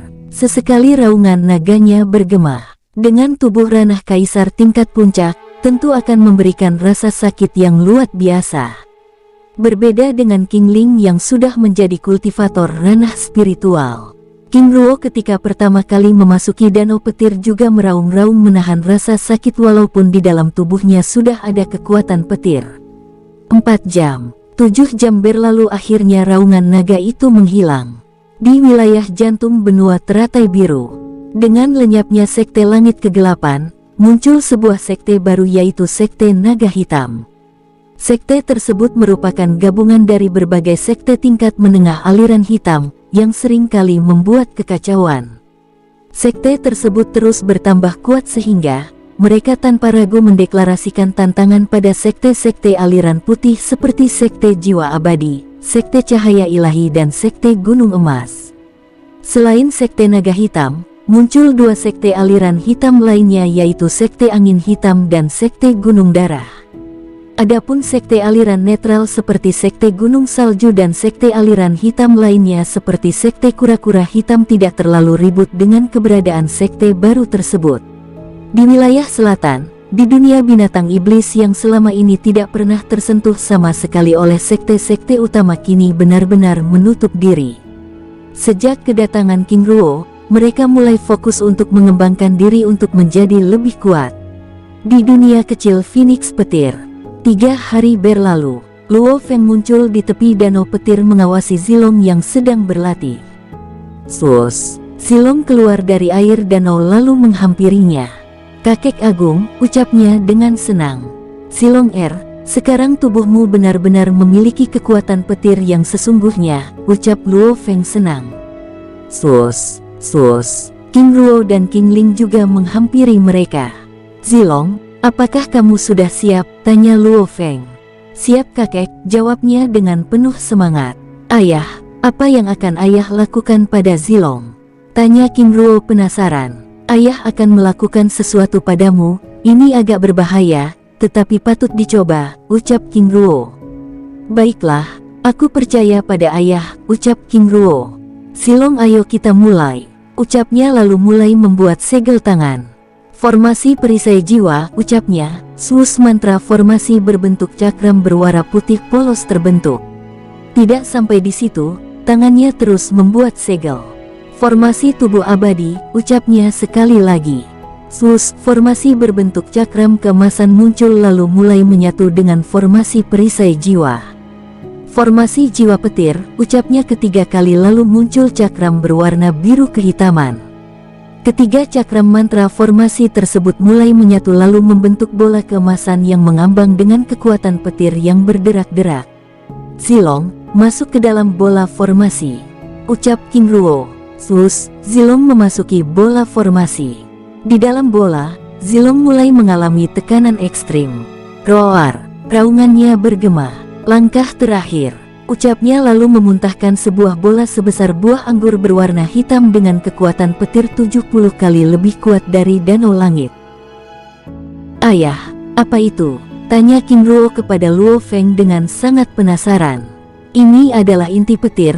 Sebelumnya aku juga menggunakannya untuk membangunkanmu, ucap Luo Feng menjelaskan, lalu dia melepaskan inti petir tersebut pada bola formasi. Roar, raungan suara Zilong semakin sering terdengar. Setelah cukup lama, kekuatan petir secara perlahan lalu mulai menghilang. Ini berhasil, ucap Luo Feng senang. Tiba-tiba, boom, warna ungu keemasan meledak, memecahkan bola formasi dengan dahsyat. Zilong, teriak King Ling panik ingin mendekati sumber ledakan tersebut tetapi dengan segera dipeluk King Ruo. Jangan gegabah, ayah pasti punya rencana, ucap King Ruo menenangkan King Ling walaupun dirinya juga sangat khawatir. Ketika cahaya ungu keemasan menghilang, tampak seorang anak kecil berusia 3 tahun berdiri tanpa busana menatap King Ruo dan King Ling dengan tatapan bahagia. Zilong, apakah itu kamu nak? Ucap King Ling dan King Ruo bersamaan. Ayah, ibu, ucapnya dengan suara cadelnya yang lucu lalu berjalan menghampiri King Ruo dan King Ling. Oh, putra ibu, kamu sangat tampan nak, ucap King Ling senang lalu menggendongnya dengan hangat sambil membalut tubuh mungil tersebut dengan kain. Apakah kamu kedinginan sayang? Maaf ibu tidak ada persiapan baju untukmu, ucap King Ling lembut. Tidak ibu, ucapnya sambil mengeratkan pelukannya. Ayah, terima kasih, ucap King Ruo sambil menatap Luo Feng yang terlihat sangat bahagia. Luo Feng hanya mengangguk sambil menepuk-nepuk punggung putra angkatnya tersebut dengan senang. Dengan tubuh ini, tingkat kultivasinya akan berjalan dengan baik, ucap Luo Feng menjelaskan. Zilong ayo kemari, ucap Luo Feng dengan tatapan bahagia. King Ling lalu menurunkan Zilong dari gendongannya. Dengan perlahan Zilong menghampiri Luo Feng. Cucu kakek, kamu sangat tampan seperti ayahmu, ucapnya lalu menggendong Zilong dengan hangat sambil tertawa bahagia. Ruo Gege, wajahnya sangat mirip sekali denganmu, ucap King Ling sambil mencubit perut King Ruo. Oh, sakit sayang, sakit, ucap King Ruo terus menghindar. Zilong apakah kamu masih bisa meraung? Tanya King Ling penasaran. Rur, ucap Zilong lalu disambut gelak tawa semua orang. Giok putih tiba-tiba bergetar. Apa? Sekte diserang, ucap King Ruo saat menerima pesan dari lencana giok putih. Ayah, aku akan kembali ke jantung benua teratai biru, ucap King Ruo sambil menatap Luo Feng dengan sedih. Baiklah, ucapnya sambil melambaikan tangannya. Sus, 3 armor jangkrik emas muncul. Ambillah, milikmu sebelumnya sudah rusak, ucapnya sambil mengenakan salah satunya pada Zilong. Zilong, kakek akan sangat merindukanmu. Ucapnya memeluk Zilong dengan hangat. Kakek Agung, aku juga akan merindukan kakek, ucapnya dengan suara lucu. Baiklah, ayah, terima kasih. Suatu saat aku akan menemui ayah, ada hal penting yang akan aku bicarakan, ucapnya sambil membuka dimensi dunia jiwa. Ling Er, Zilong ayo masuk, ucapnya. Ayah, aku pergi, ucap King Ling pada Luo Feng dengan hormat. Dada, kakek Agung, ucap Zilong dengan suara yang lucu. Luo Er, jaga diri baik-baik. Jangan suka memaksa kehendak, ucapnya sambil menatap King Luo dengan penuh arti. Ayah, terima kasih sudah menolongku, ucap King Luo lalu memeluk pria paruh baya tersebut dengan hangat. Luo Feng lalu melambaikan tangannya. Sus, gerbang teleportasi muncul. Masuklah, gerbang ini akan membawamu ke wilayah Kekaisaran Tang di wilayah perbatasan utara, ucap Luo Feng. Terima kasih ayah, balas King Luo lalu menghilang ke dalam gerbang teleportasi. King Luo muncul di kerajaan Siang yang merupakan wilayah dari Kekaisaran Tang. Tanpa menunda, King Luo lalu bergerak ke arah gunung leluhur. Sos, King Luo muncul di benteng pertahanan dunia binatang iblis. Penguasa, ucap Jenderal Hean, dan Hein menyambut kedatangan King Luo dengan hormat, wajahnya tampak bahagia. Hein, aku tidak akan lama, karena aku harus kembali ke Sekte Gunung Emas, ucapnya. Baik penguasa, balasnya lalu mengantar King Luo ke gerbang teleportasi menuju dunia hewan. Sus, tubuh King Luo menghilang. Penguasa King Luo sungguh monster sejati, ucapnya. Heian kagum karena belum lama mereka berpisah, kini King Luo sudah menjadi pendekar tingkat dewa. Sus, King Luo muncul di gerbang teleportasi dunia binatang iblis. Penguasa, ucap Jenderal Wang menyambut kedatangan King Luo dengan berlutut. Jenderal Wang, aku ingin ke gerbang teleportasi yang menuju Sekte Gunung Emas, apakah ada? Ada penguasa, mari ikut saya, ucapnya lalu melesat ke arah timur. Penguasa Wu Jin, penguasa King Luo ada di dunia binatang iblis, saat ini sedang menuju gerbang teleportasi timur, ucapnya mengirim pesan jiwa. Di gerbang teleportasi timur, sudah menunggu 3 jenderal barat yaitu Jenderal Jiang, Ruong dan Lue. Penguasa, ucap ketiga jenderal tersebut berlutut menyambut kedatangan King Luo. Berdirilah, ucap King Luo dengan ramah. Sus, penguasa Wu Jin muncul. Penguasa, ucap Wu Jin sambil berlutut. Wu Jin, maaf aku tidak bisa berlama-lama, karena harus kembali ke Sekte Gunung Emas, ucap King Luo. Penguasa tunggu, ucap Wu Jin. Wu Jin ada apa? Balas King Luo. Tunggu sebentar penguasa, kami tahu Sekte Gunung Emas sedang diserang, oleh karena itu aku akan mengirim 5 ranah dewa tingkat langit dasar, ucapnya. Sus, muncul 5 pendekar dewa tingkat langit dasar. Penguasa mohon bawa mereka. Walaupun tidak banyak membantu setidaknya mereka dapat melindungi penguasa, ucapnya memohon. King Luo terdiam beberapa saat. Tapi Wu Jin, saat ini aku tidak ingin merepotkan kalian, ucap King Luo. Penguasa aku akan mendapat hukuman dari 3 leluhur jika penguasa tidak menerima mereka. Kelima kultivator ini adalah dari ras paling murni yang dipilih langsung oleh leluhur Ciegong, ucap Wu Jin memohon pada King Luo. King Luo terdiam. Penguasa aku Husan dari ras Harimau Langit. Penguasa aku Wuya Hai dari ras Gagak Emas. Penguasa, aku Mao Huo dari ras Kucing Langit. Penguasa, aku Huli Bai dari ras Rubah Langit. Penguasa, aku Huli Hei dari ras Rubah Langit. Satu persatu mereka memperkenalkan diri. Penguasa mohon bawa kami, ucapnya lalu berlutut di hadapan King Luo. King Luo menatap mereka dengan ragu. Setelah cukup lama berpikir, baiklah, ucap King Luo lalu membuka dimensi dunia jiwa. Kalian masuklah, ucapnya. Baik penguasa, jawab mereka lalu menghilang ke dalam dunia jiwanya. Wu Jin, aku akan pergi. Ingat jangan melibatkan diri dalam peperangan ini, kembangkan dunia binatang iblis menjadi lebih kuat, dan jaga setiap perbatasan dengan ketat. Baik penguasa, ucap Wu Jin dengan hormat. Sus. Tubuh King Luo menghilang. Para jenderal, kalian sudah mendengar pesan dari penguasa King Luo. Segera lakukan, ucap Wu Jin tegas. Baik penguasa. Lalu mereka yang ada di gerbang tersebut membubarkan diri. Di Sekte Gunung Emas, buom, buom, ledakan terus terjadi. Gunung puncak wilayah utara kini menjadi ajang pertempuran. Pasukan Sekte Naga Hitam dengan 50.000 pasukannya terus menggempur wilayah tersebut. Pertempuran tersebut semakin ganas saat pasukan dari Sekte Angin Hitam muncul dengan 50.000 pasukan merangsek masuk ke medan pertempuran. Koalisi pasukan tersebut benar-benar membuat pasukan Sekte Gunung Emas kewalahan. 85.000 pasukan Sekte Gunung Emas yang terdiri dari pasukan panah perak, panah emas dan panah hitam, mereka bertempur secara terorganisir. Tetua Lin Feng terus mengarahkan pasukan panah emas, Tetua Zheng Li mengarahkan pasukan panah perak. Sedangkan Tetua Agung King Ruyue dan Patriark Molin, mereka membagi pasukan panah hitam ke dalam kedua kelompok. Untuk para murid tingkat rendah, sebelumnya sudah diungsikan ke puncak gunung utama yang dilindungi oleh pasukan panah hitam dengan mantra formasi perlindungan. Di medan pertempuran, para murid terus bertempur bahu-membahu.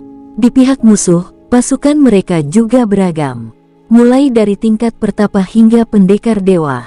Hahaha, hari ini, aku akan membuat Sekte Gunung Emas menjadi reruntuhan. Sama seperti yang kalian lakukan pada Sekte Langit Kegelapan, ucap Mogui Hei Patriark Sekte Naga Hitam. Tidak hanya itu, aku akan meratakan setiap gunung yang ada, ucap Guisi Patriark Sekte Angin Hitam dengan bangga. Serang dan ratakan tempat ini, ucap kedua patriark tersebut memberi perintah. Setengah hari telah berlalu, tetapi perang tersebut belum menunjukkan tanda-tanda akan berakhir. Pasukan Sekte Gunung Emas yang sudah tertekan tetap melawan dengan gigih. Sus, King Ruyue menyerang Mogui Hei dan Patriark Molin menyerang Guisi. Serangan mereka saling beradu hingga membuat kedua belah pihak saling terdorong.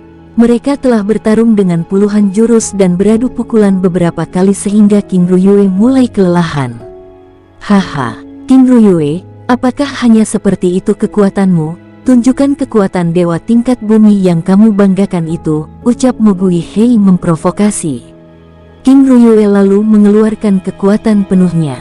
Petir surga, ucapnya membuat tamparan keras ke arah Mogui Hei. Slas, petir berwarna hitam kebiruan menyambar ke arah Mogui Hei. Perisai iblis, ucap Mogui Hei melepaskan serangannya. Boom! Ledakan dahsyat bergema saat dua pukulan itu beradu. Sus, King Ruyue dikirim terbang sejauh 100 meter. Boom! Ah, ucapnya kesakitan dengan tubuh berlumuran darah. Apa? Seberapa kuat Mogui Hei? Ucap Molin terkejut saat melihat King Ruyue dengan mudah dikalahkan. Haha, sudah aku katakan sebelumnya, aku akan menghancurkan Sekte Gunung Emas menjadi reruntuhan, ucapnya sambil mendekati King Ruyue yang berusaha bangun. Sus, kekuatan dewa tingkat langit memancar dari tubuh Mogui Hei. Apa? Dewa tingkat langit, ucap semua murid dari Sekte Gunung Emas terkejut. Terus serang, jangan menyerah, teriak Lin Feng memberi semangat sambil terus merobohkan musuh satu persatu. Haha. King Ruyue katakan sesuatu sebelum aku mengambil nyawamu, ucap Mogui Hei dengan tawa kemenangan. Tua bangka, apakah kau pikir aku dengan mudah untuk dibunuh? Kau hanya bermimpi, ucap King Ruyue sambil mengeluarkan sisa kekuatannya lalu melesat ke langit untuk menyerang. Mati, teriak Mogui Hei lalu melesatkan serangan terkuatnya pada King Ruyue. Tetua Agung, teriak Lin Feng dan Zheng Li panik saat melihat kilatan merah melesat ke arah King Ruyue. Boom! Ledakan dahsyat menggetarkan medan pertempuran. Mogui Hei terlempar 100 meter hingga membentuk kawah raksasa. Apa? Bagaimana mungkin? Ucap semua orang terkejut. Di langit berdiri pemuda tampan berjubah putih dengan pedang berwarna biru membelakangi King Ruyue. Itu King Ruo, ucap para murid kagum. Sungguh monster, ucap Molin saat melihat King Ruo yang sudah menjadi kultivator dewa. Kalian yang datang ke tempat ini tidak akan pernah kembali, teriak King Ruo. Sus, muncul 5 ranah dewa tingkat bumi. Mereka adalah Xie Wu, Xie Liu, Xie Qi, Xie Ba dan Xie Jiu. Tidak hanya itu, muncul 3 ranah dewa tingkat bumi lainnya. Mereka adalah Jin Han, Jin Du dan Jin Se. Tumpas mereka semua, teriak King Ruo. Baik Tuan, ke-8 kultivator tersebut lalu melesat ke arah musuh dengan langsung berubah menjadi kalajengking raksasa, serta lipan bara raksasa yang mengejutkan pasukan musuh. Sebelumnya mereka semua hanya ranah dewa tingkat rendah. Setelah berada di dunia jiwa, King Ruo yang kaya akan sumber daya, menjadikan peningkatan kultivasi mereka meningkat dengan pesat. Nenek, aku mohon kembalilah ke puncak gunung utama. Pulihkan diri dan lindungi para murid di sana biar aku yang melawan mereka, ucap King Ruo memohon pada King Ruyue yang masih ingin bertarung. Tapi Ruoer, nenek masih bisa bertarung, ucapnya. Nenek kembalilah, aku mohon, ucap King Ruo memohon. Baiklah Ruoer, kamu berhati-hatilah, ucapnya lalu pergi. Tua bangka, katakan sesuatu sebelum aku membunuhmu, teriak King Ruo sambil menatap tajam ke arah Mo Guihei. Haha, anak muda, bicaramu besar juga. Baru memenangkan 1 pukulan sudah merasa di atas angin, balas Mo Guihei dengan tawa mengejek. Terimalah bangsaat, teriak King Ruo tanpa basa-basi langsung mengangkat pedang langit biru ke langit. Slas, jeder, jeder. Tiba-tiba petir hitam keemasan muncul dari langit menyambar pedang langit biru, dan melilit pedang tersebut. Tebasan Phoenix langit, teriak King Ruo. Suit, raungan Phoenix dari langit bergema. Sus, pedang melesat dengan kecepatan cahaya ke arah Mo Guihei.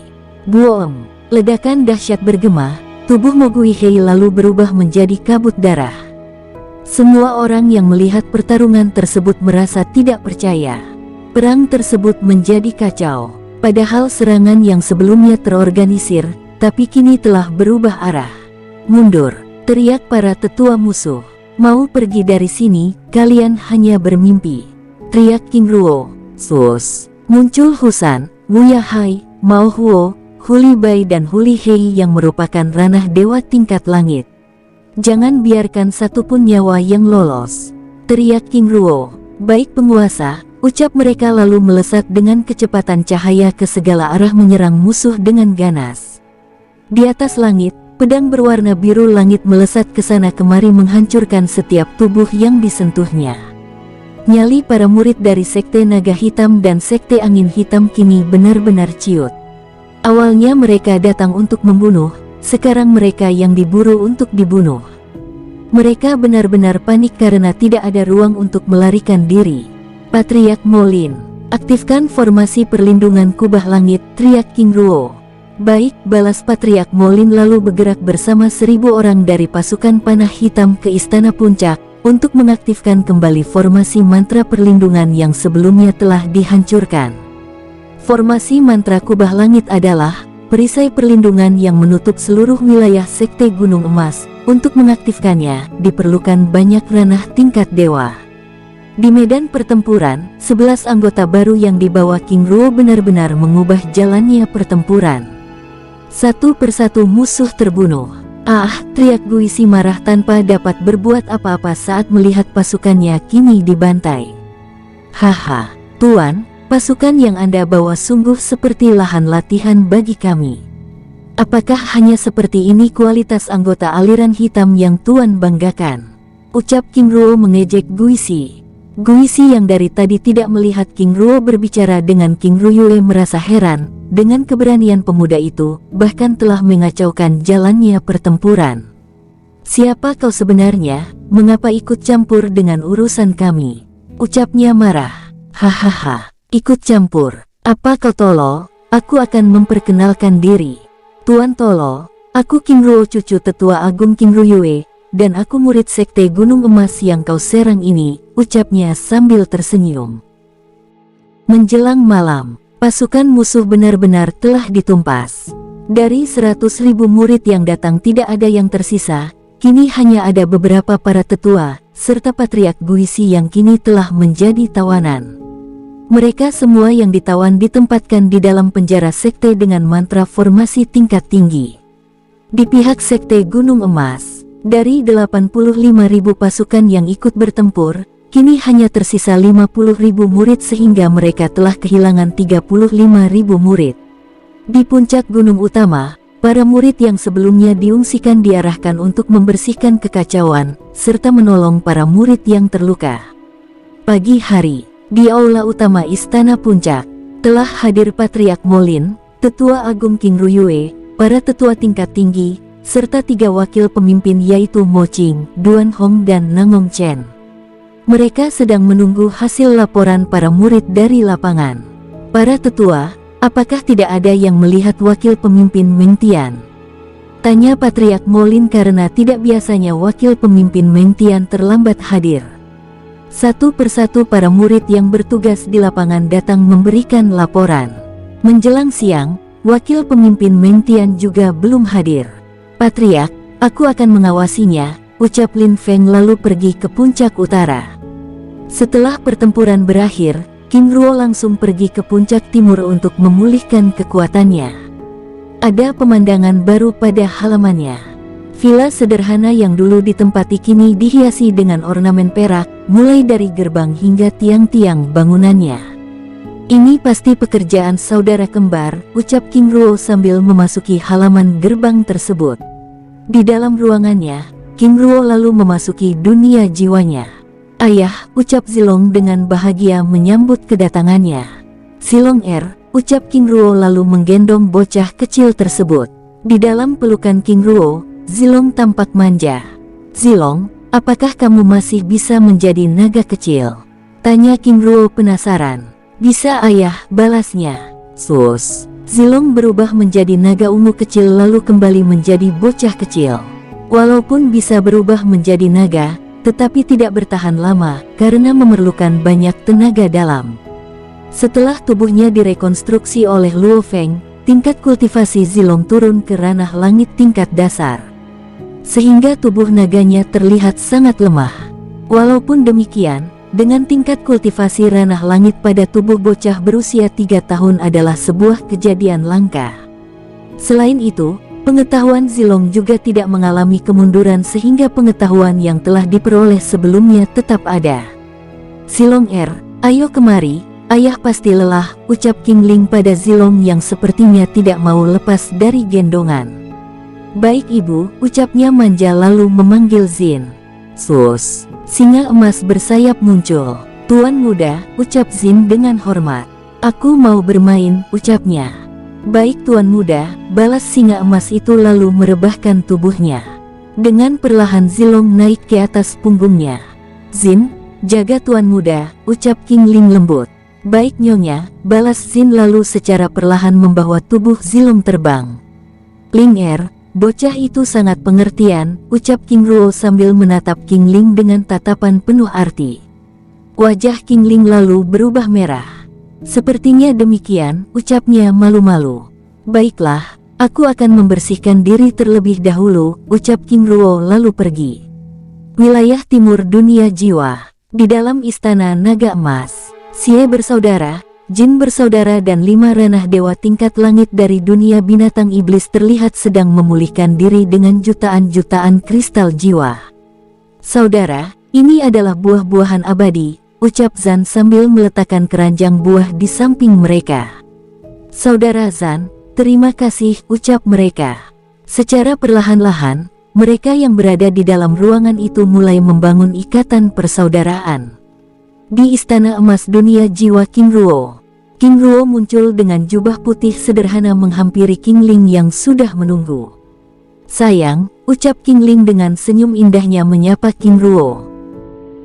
Saat King Ruo hendak merebahkan tubuhnya, tok, tok, tok, pintu kamarnya berbunyi. Ling aku pergi dulu, ucapnya lalu keluar dari dunia jiwanya. Kakak Helong dan kakak Hielong, ada apa? Tanya King Ruo. Adik Ruo, kau dipanggil untuk datang ke istana puncak utama, ucap King Helong sambil menatap King Ruo dengan takjub. Adik Ruo, kau sangat luar biasa, ucap King Hielong takjub. Hahaha, kakak Helong dan kakak Hielong juga sangat luar biasa, balas King Ruo memuji. Baiklah, aku akan pergi dulu, ucap King Ruo sambil memberikan kedua saudara kembar itu masing-masing satu peti besar buah-buahan abadi. Adik Ruo, terima kasih, ucap mereka dengan gembira. Di istana puncak utama, King Ruo muncul di gerbang istana puncak. Saudara King Ruo, ucap para murid yang berjaga menyapa sambil menatap King Ruo dengan penuh kekaguman. King Ruo terus melangkah memasuki istana sambil tersenyum dan mengangguk pada murid tersebut. Saudara King Ruo sungguh monster sejati. Baru beberapa tahun tidak bertemu, sekarang sudah menjadi kultivator tingkat dewa, ucap para murid membicarakannya. King Ruo tiba di istana disambut oleh patriark dan tetua agung. Ruo ucap King Ruyue menyapa dengan wajah bahagia. Nenek, ucap King Ruo dengan hormat. King Ruo, kami sudah menerima semua hasil laporan di lapangan. Besok sekte akan mengadakan pemakaman agung, ucap Moulin sambil menatap King Ruyue. King Ruyue lalu mengangguk. Ruo, dalam perang akan selalu ada kematian. Nenek ingin menyampaikan berita duka bahwa Putri Meng Tian juga. King Ruyue menjeda kata-katanya. Tiba-tiba air mata King Ruo menetes. Yue, maafkan aku, ucapnya sedih. Di dalam dunia jiwa King Ruo, King Ling yang juga melihat suasana di dalam aula istana ikut bersedih. Tanpa terasa air matanya juga ikut menetes. King Ling tahu tentang Meng Yue, karena sebelumnya Zilong pernah menceritakan wanita itu padanya. Sebagai sesama wanita, King Ling tahu bagaimana perasaan Meng Yue pada King Ruo. Nenek, aku undur diri dulu, ucap King Ruo sedih. King Ruo lalu pergi ke gunung puncak utara. King Ruo merasa bersalah karena tidak dapat melindungi sekte tepat waktu dan terlebih ada anggota Liga Raja Wali Perak yang tewas. King Ruo semakin merasa bersalah saat mengingat kebaikan gadis tersebut.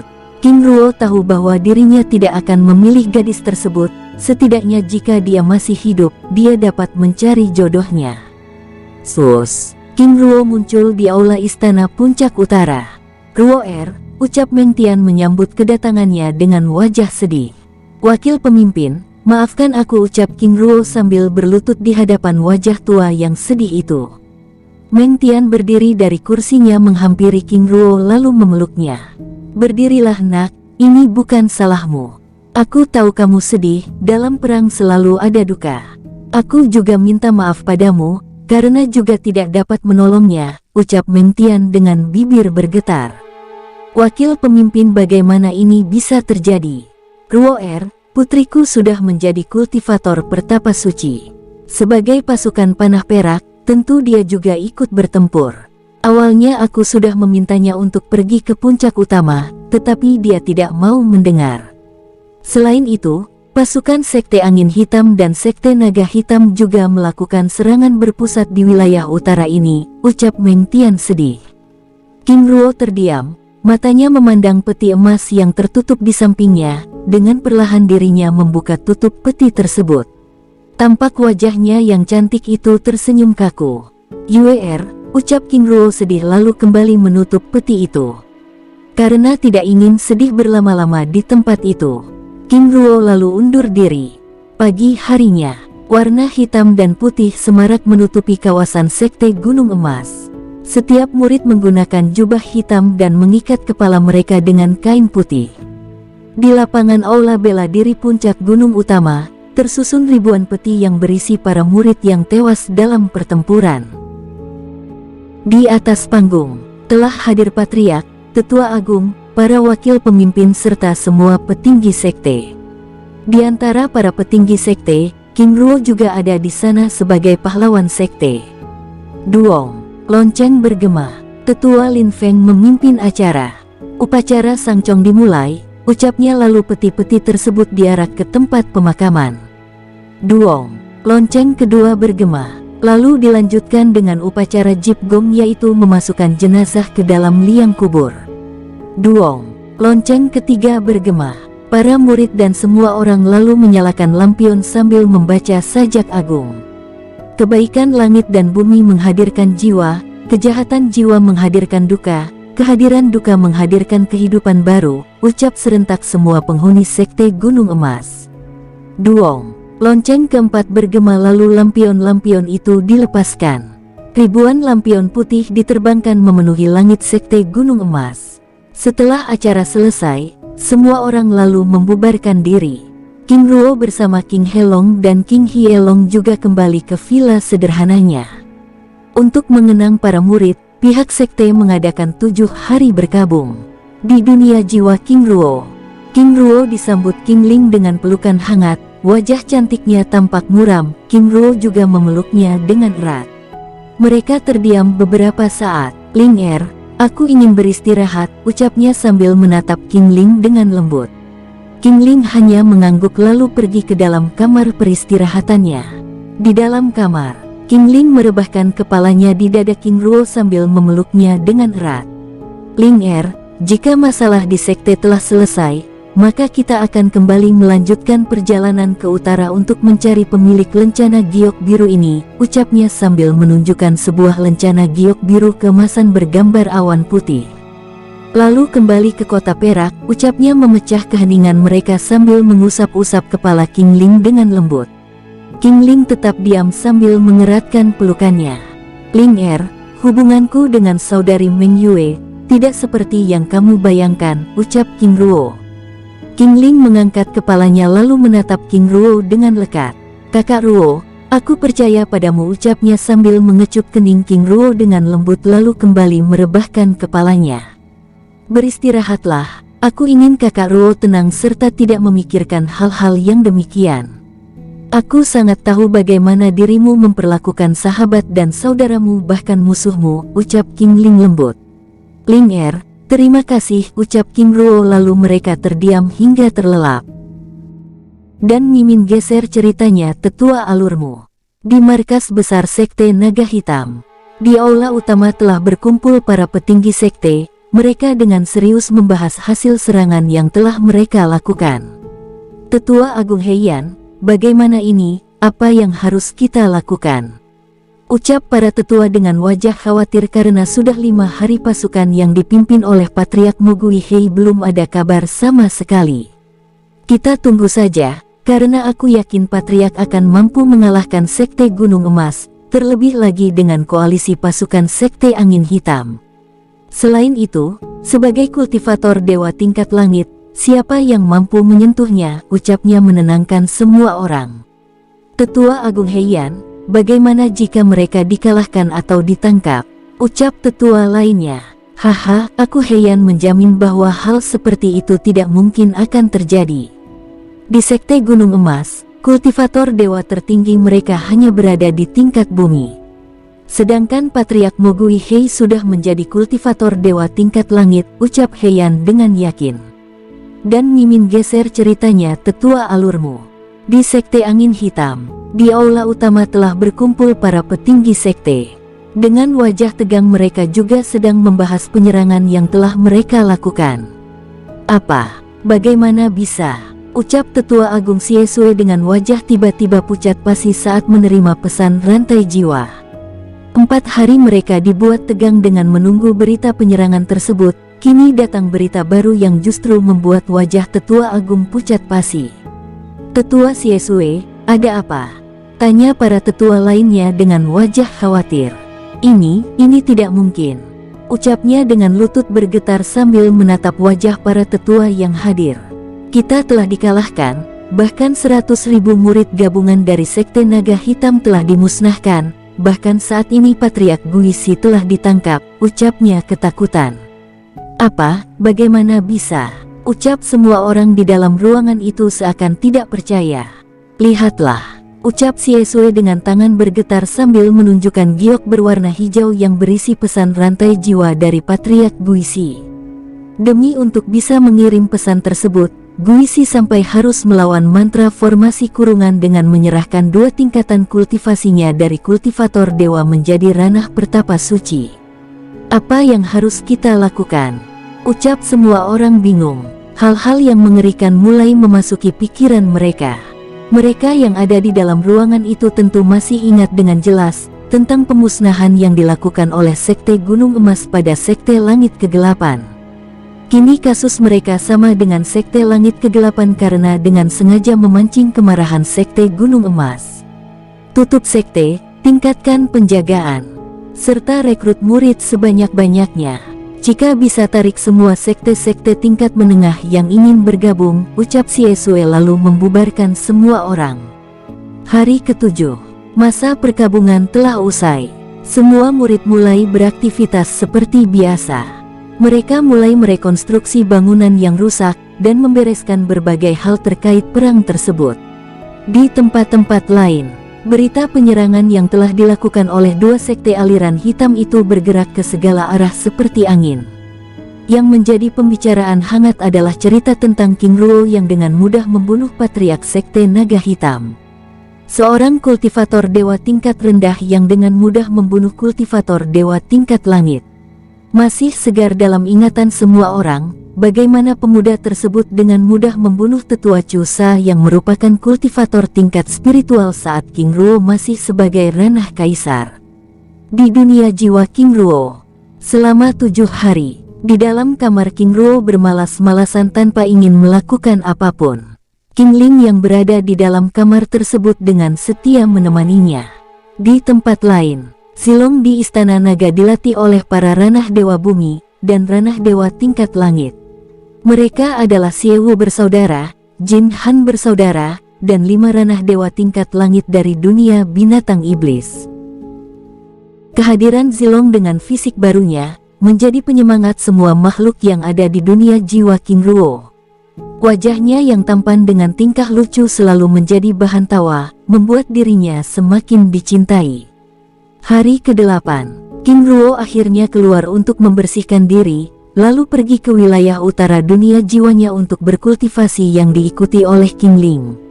Di aula istana utama Gunung Puncak, setelah masa berkabung selesai, para petinggi sekte berkumpul di aula utama sekte. Mereka dengan serius membahas penyerangan yang telah dilakukan dua sekte aliran hitam tersebut. Setelah melewati pembicaraan yang begitu alot, akhirnya diputuskan bahwa sebelum melakukan pembalasan, mereka perlu menunggu 2 bulan lagi, karena harus menyiapkan kekuatan pasukan dengan matang. Dalam 2 bulan lagi, kita akan melakukan penyerangan balasan. Perintahkan pada para murid untuk berlatih dengan keras, ucap Patriark Molin. Baik Patriark, ucap semua orang lalu membubarkan diri. Mimin geser ceritanya, tetua alurmu. Di Sekte Naga Hitam, setelah berita kemenangan Sekte Gunung Emas menyebar dengan luas, semua murid yang berada di dalam sekte mengalami ketakutan luar biasa. Rasa percaya diri mereka hilang setelah mendengar patriark sekte mereka dibunuh dengan mudah. Awalnya Tetua Agung Heian tidak mempercayai berita tersebut, tetapi setelah mendapat kunjungan dari Tetua Agung Siesue dari Sekte Angin Hitam, akhirnya mereka mempercayai kebenaran berita tersebut. Setelah beberapa kali mendapat kunjungan dari Sekte Angin Hitam, Tetua Agung Heian dan Tetua Agung Siesue akhirnya sepakat menyatukan sekte mereka menjadi Sekte Naga Angin Hitam. Mereka berdua menyatukan sekte tersebut karena banyak sekte aliran hitam tingkat menengah yang direkrut sebelumnya tidak ingin bergabung. Alasan sekte-sekte tingkat rendah tidak ingin bergabung dengan Sekte Naga Angin Hitam karena mereka tidak ingin menjadi Sekte Langit Kegelapan selanjutnya. Sekte-sekte tingkat menengah itu menilai Sekte Gunung Emas terlalu kuat untuk diusik. Gabungan dua sekte besar saja tidak mampu menyerang Sekte Gunung Emas, apalagi mereka sebagai sekte tingkat menengah sudah pasti dengan mudah dihancurkan. Selama 1 bulan penuh Sekte Naga Angin Hitam dengan siaga terus berjaga sambil memindahkan pusat sekte ke Gunung Dimian. Di dunia jiwa King Ruo menghentikan latihannya lalu menuju Istana Emas.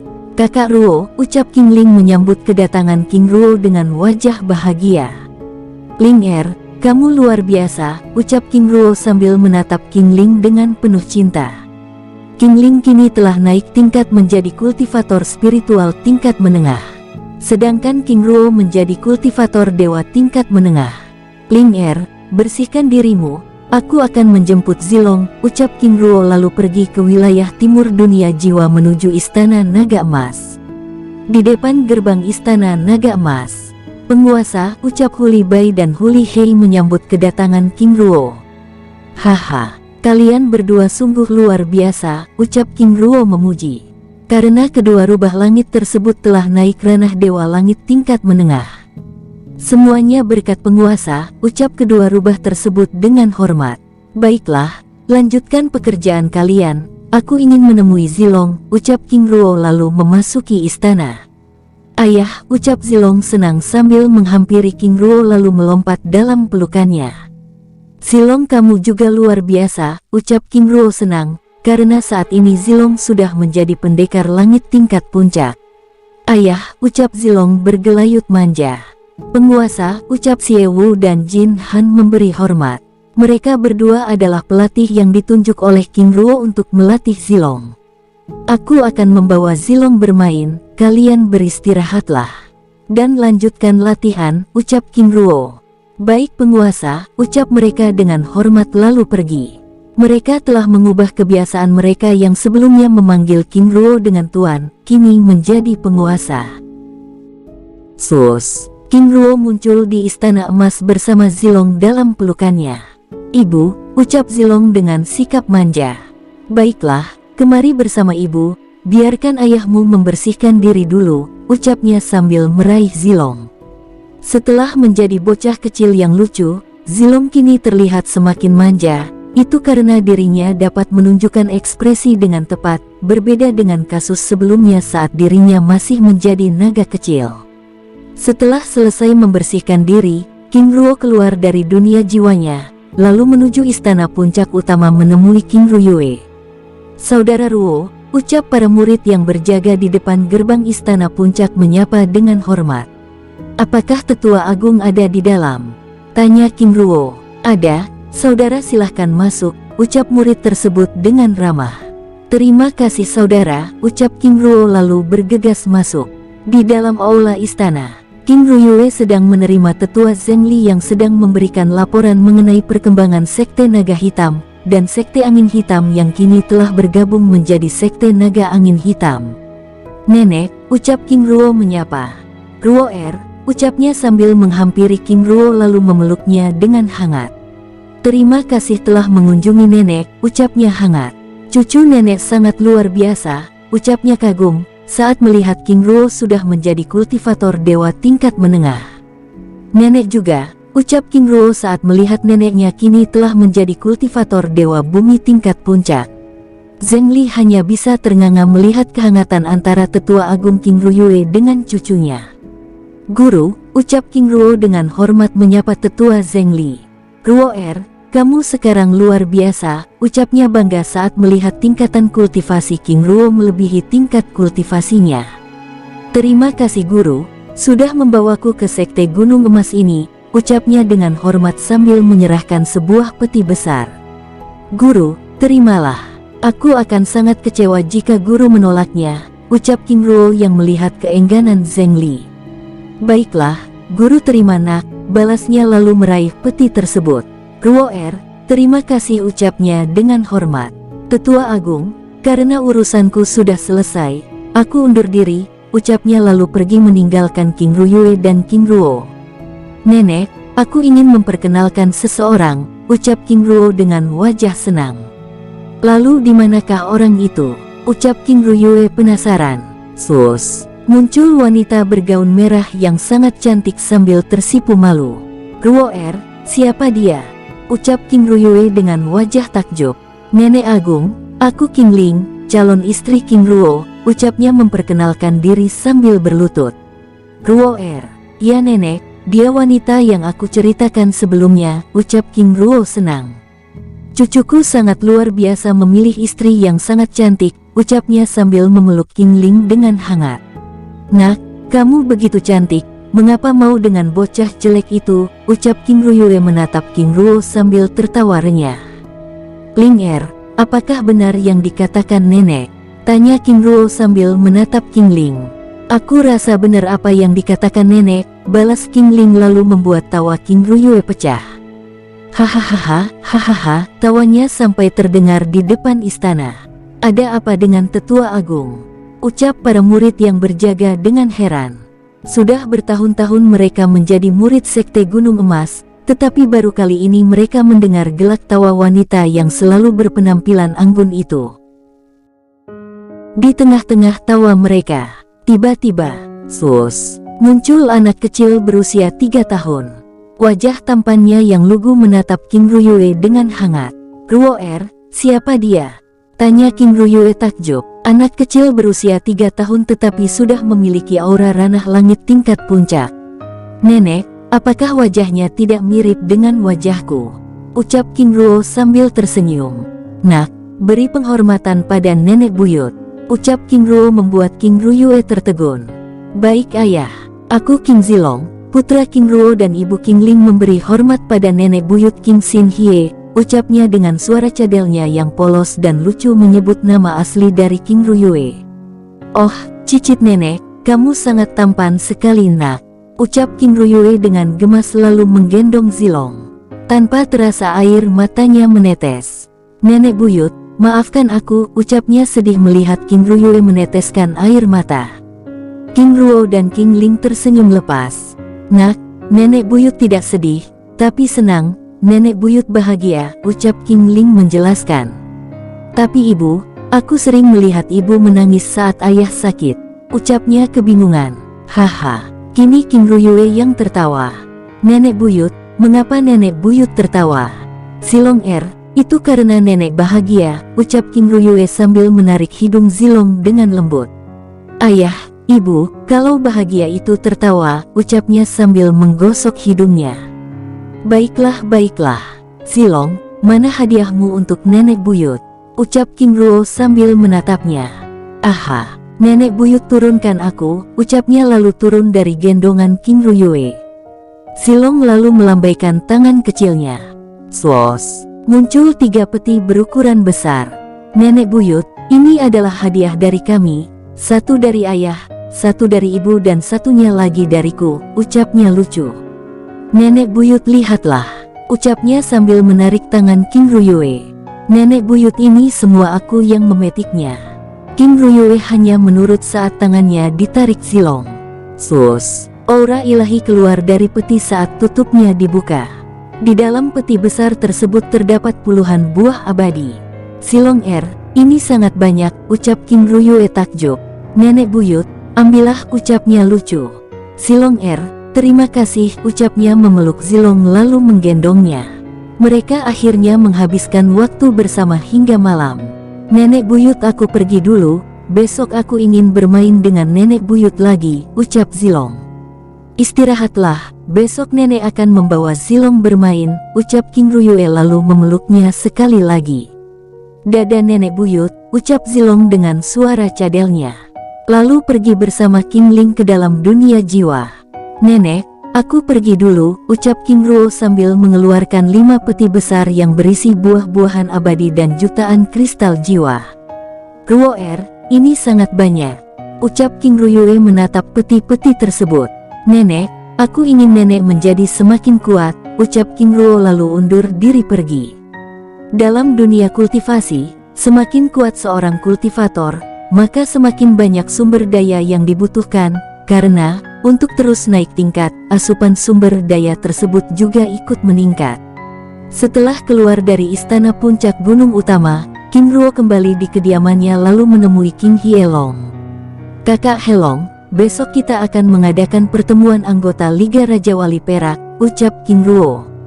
"Baiklah adik Ruo, aku akan menyampaikan undangannya," balas King Helong. Bersambung. Sampai ketemu di episode selanjutnya. Semoga kalian semua selalu terhibur, dan terima kasih.